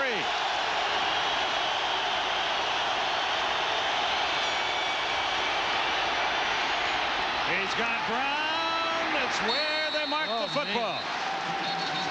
It's when the Glasgow in on the stop. It's where they mark the football now. Did he get the first down? The clock is still rolling, and Art Shell, who never shows any emotion, finally screams at the officials to stop it. Remember, we talked about just running the route at the proper depth. But what happens when you're getting pushed around and bumped around in kind of bump and run coverage, you can get disoriented. Did they make it? Oh man. Is the game, to all intents and purposes, over or not? We're about to find out.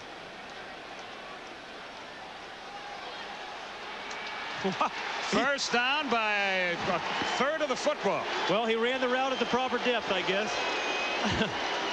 He really had that one measured. Now Art Shell wants some time back on the clock. And I think he's right. Yeah, he deserves 4 more seconds there. But he's not going to get him. 1st and 10 at the 38.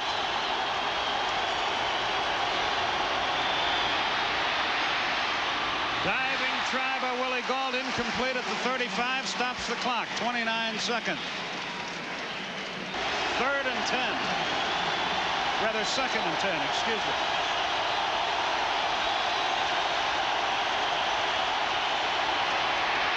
He dumps it off to Smith. Smith is hit, dives to the 31-yard line. Now they're in field goal range. The clock is still ticking. Will they kick it now?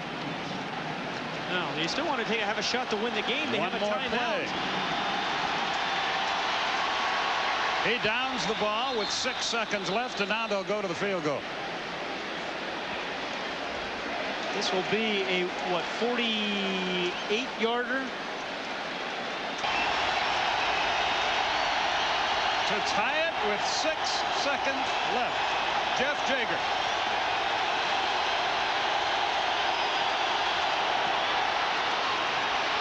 We got a tie game.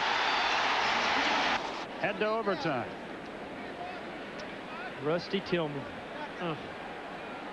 You don't think these guys agonize a little bit over this?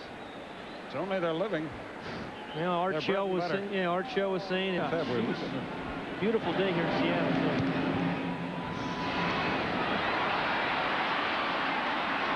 First half, or rather the game, regulation is history, and now we'll go to the overtime period. We'll stay right with you for the coin flip. That's the next bit of business before us.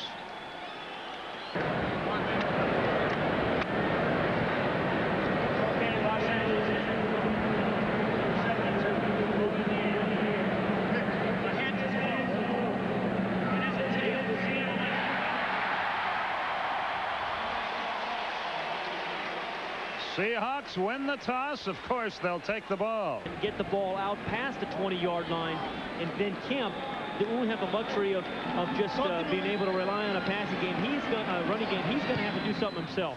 Good kick. High booming kick. Warren deep in the end zone, and he very wisely leaves it right there. That was a great kickoff. So Seattle has the ball at the 20-yard line as we're in overtime.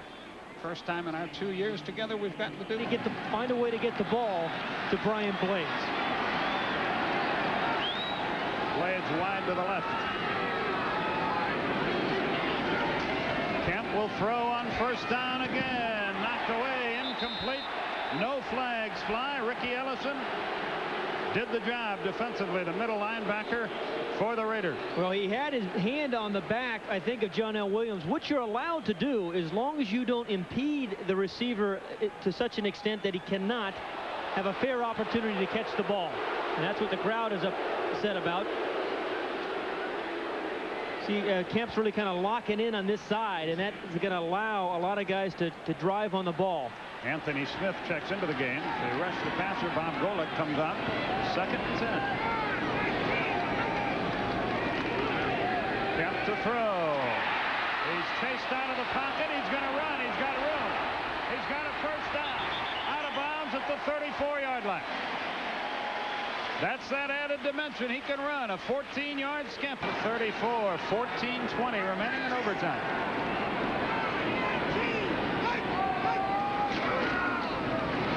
John L. Williams to the 40. Ronnie Lott, Eddie Anderson in on the stop. So was Scott Davis, but a good advance. Second down, 3 yards to go from the 41-yard line.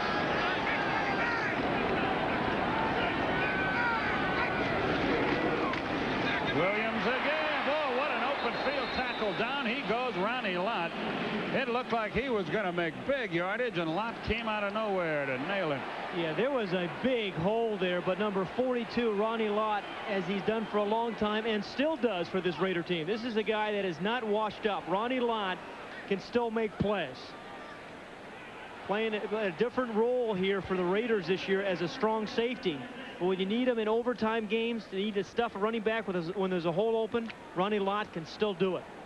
3rd and a yard. Nolan Harrison, a rookie out of Indiana, into the defensive line for the Raiders. Watch him over the top, Fenner over the top, and Ricky Ellison, number 50. Benner, did he get there? It depends on the spot. I think he got enough, but let's see. Maybe not. Winston Moss among those on the stop. They didn't get it. Jeez. I'll tell you, big defensive play there by Ricky Ellison, by Ronnie Lott, who was there, Eddie Anderson. And Moss was there as well. The right side of that defensive line. Lott was on the outside. Eddie Anderson comes up late, and so does Ricky Ellison. But Winston Moss, as you said, he was the first guy there. He got the initial penetration. Tim Brown will try to return the kick. Well, I'm not so sure you don't go for it there on 4th down. You punt the ball away the way the Raiders have been playing. You don't get the ball back. I think they should have gone for that one. High kick, not too deep. Fair catch called and made at the 23. So that's where the Raiders will start. From the Redskins game. All that coming up on the post-game show. But right now, it's first down. Brown in motion. The give is to Bell. He gets very little to the 25, and he's pulled back. Jeff Bryant made the stop. The veteran out of Clemson, a 280-pounder in overtime. 20-20 is our score. Schrader to throw. He's got Smith alone in the flat. Didn't see him, saw Horton instead for a very short gain. Boy, if he finds Steve Smith, he reaches at least the 40-yard line. There was nobody near him in the left flat. Well, I'll tell you, though, Ethan Horton, you're right, he was open, but Ethan Horton has caught 9 passes tonight. Now, he's pretty well covered there, quite honestly, early in that route. But you see how Horton, he doesn't stay covered. I've seen that about 3 times tonight, where initially when he first... Horton is joined by Andrew Glover, 2 tight ends in the game. Bell, no, he's not going to get there. Down at the 30, Cortez Kennedy made the play. The Raiders will have to figure to get good field position here. There's the kick. What kind of a bounce ball? What a break for the Raiders. That kick was so bad it turned out good. The ball is down at the 9-yard line. 61-yard kick is the way it turns out. Part of his career as it worked out. From the 9, here we go. Williams, not much there. Ricky Ellison on the stop at the 11. Ricky Ellison would play this game. He's wide to the right. Kane in motion to the right side. Kemp to throw. Is it intercepted? It is. The Raiders have the ball inside the 20. It was Ronnie Lott. Kick it right now, Art.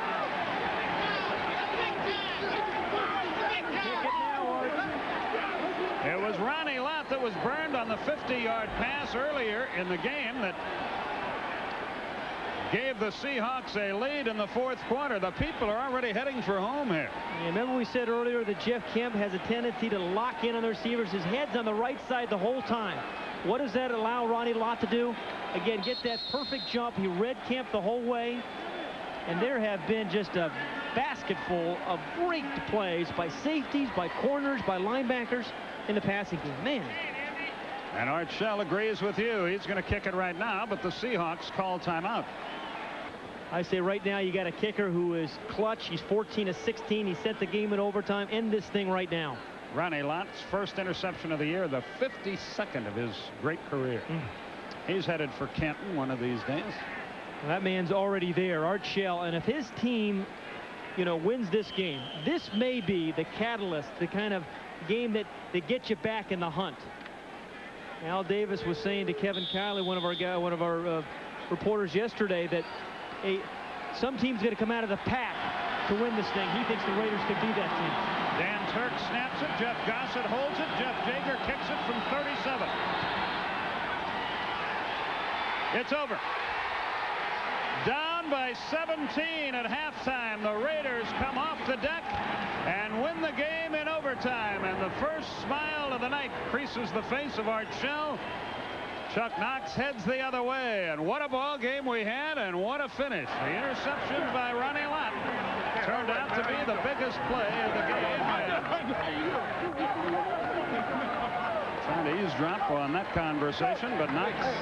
Great game. Hell of a job. Great game. Parts company with Art Shell. 23-20 is our final score. The Raiders win the game, and Al Davis is a happy camper, and so is Jeff Jaeger. Well, he should be, Jeff Jaeger. 2 clutch field goals tonight, but it all started on defense. The game started with great defensive plays, and it ends with great defensive plays. This one by Ronnie Lott. Stuffed a short yardage play, then makes the interception. And a great job of holding on to that ball. That was a major league collision with Brian Blades. Here's another look at the game-winning field goal.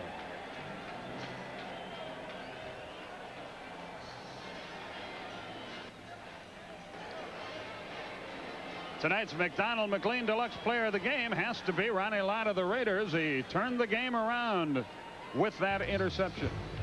Kemp, in his last 10 passes, 1 completion, 3 interceptions, 6 incompletes, the 1 complete for 52 yards. 23-20 our final score, and we'll be back right after this. The division by a half game over the Broncos. Join us this Thursday for a special night of football as we travel to Green Bay, Wisconsin for the Bears and Packers. This historic rivalry. Someone's taken some steps to juice up their batteries. And today's Duracell batteries can even outlast the ones we made just a few years back. You can't top the copper top. There's something new, you're gonna love it. From KFC, it's called the Go Bucket. Pick any kind, just $5.99. At KFC, it's Go Bucket time. KFC introduces $5.99 Go Buckets. Enjoy original recipe, hot wings, or extra tasty crispy chicken.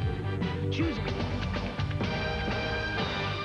And welcome back to Seattle. The city is on fire, and well, it should be, because this was a terrific football game tonight. The Los Angeles Raiders beating the Seattle Seahawks from behind in overtime by a final count of 23-20. This is the Stadium Show postgame edition. Hello, everyone. I'm Fred Hickman. We're all calming down here after a terrific football game. I am joined by Kevin Kiley and, of course, by the star of the game, Ronnie Lott. Ronnie, welcome to the show, and a terrific way to finish off the ball game with that big key interception leading to the field goal. Thank you for having me on the show, and it was a big interception, but I was trying to redeem myself for the long pass I gave up, and I just felt like I had to make some plays there at the end, and I came up with a couple of good plays. Well, let's take a look at the pass you're talking about. Brian Blades was able to somehow get behind you. Maybe you can tell us what happened on that particular play. Here it is, Ron. Well, I saw Jeff Kemp roll out to the outside, and when I saw him, it looked like they had ran the same play earlier in the game, and I saw Brian Blades take a step out and then take it up on me.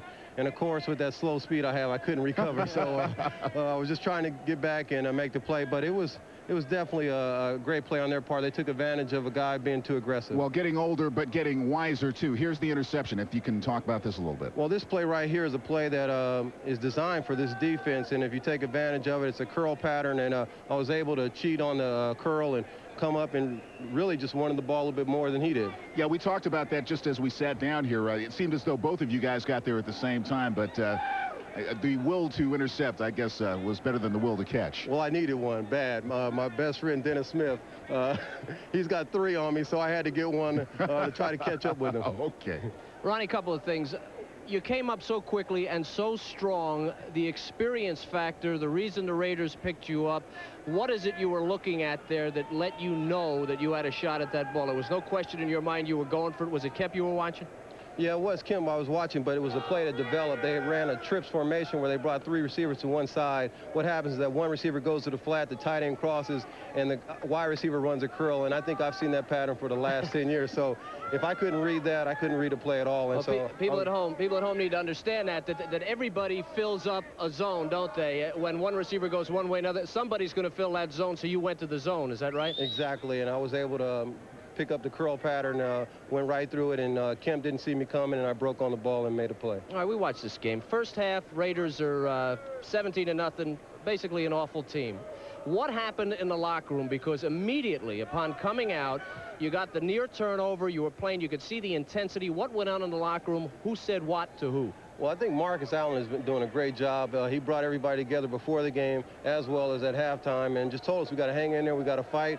Art Shell said his couple of comments as far as, look, if we go out there and play sound football, we can win this game. He said that we've done it before here with the Raiders and we can do it again. And I think that just really set the tempo. Marcus Allen, of course, the injured running back. He's expected back soon, but it was a healthy running back that looked to me that sparked your offense. Nick Bell was spectacular in the second half, and he set up the play-action passing that made Schrader successful.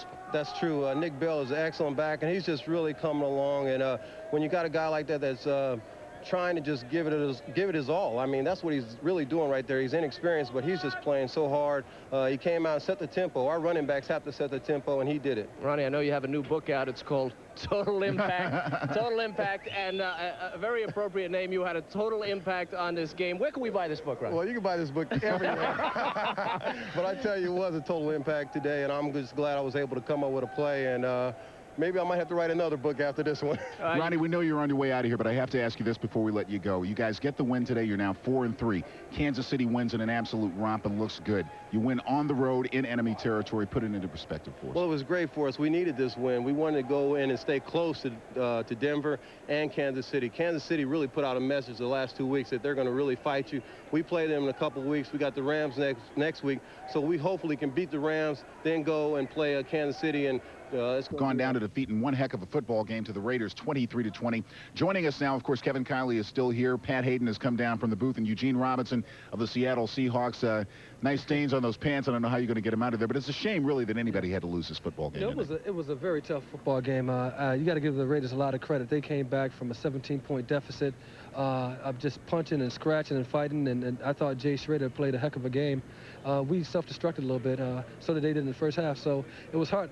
You hate to see anybody lose a game like that when it's hard fought, but we wish we would have came out on the plus end, but the Raiders were the better team today. Eugene, defensively, you guys have been playing so well. You played well in the first half. The Raiders come out in the second half. I'm standing right there watching the game. That seemed like a different Raider team. They turned it up a notch. Looked like they surprised you. They established the inside running game a bit. There was no doubt they turned it up a notch. I think they went with a different back because the other backs weren't producing as much. I forget the guy's name. I'm kind of stunned here. Bell. Bell, yeah. Yes. Why should I forget, huh? I think he caused his blood here in the first place. But they did step it up a notch. There was no doubt. And I thought we got a little bit lax on defense, and we were trying to rally these guys, say, hey, this is a big game. This is a playoff game. This is going to determine a lot of things in the AFC West, so we need to go ahead and come out with a victory. To their credit, they came up with the big plays. Jay Schrader played a heck of a game. He stayed in the pocket very big and strong, and he made the plays. Eugene, clearly you played well defensively, well enough defensively to win this game. Offense struggled again for the Seahawks tonight. Yeah. You have a chance of having Dave Craig back next week. How much will that mean, not only to your team, but your defensive team as well, but to really give you guys a chance so you don't actually give the opponent the game on a silver platter? You know, I think most guys really like Dave because I call him an impromptu player.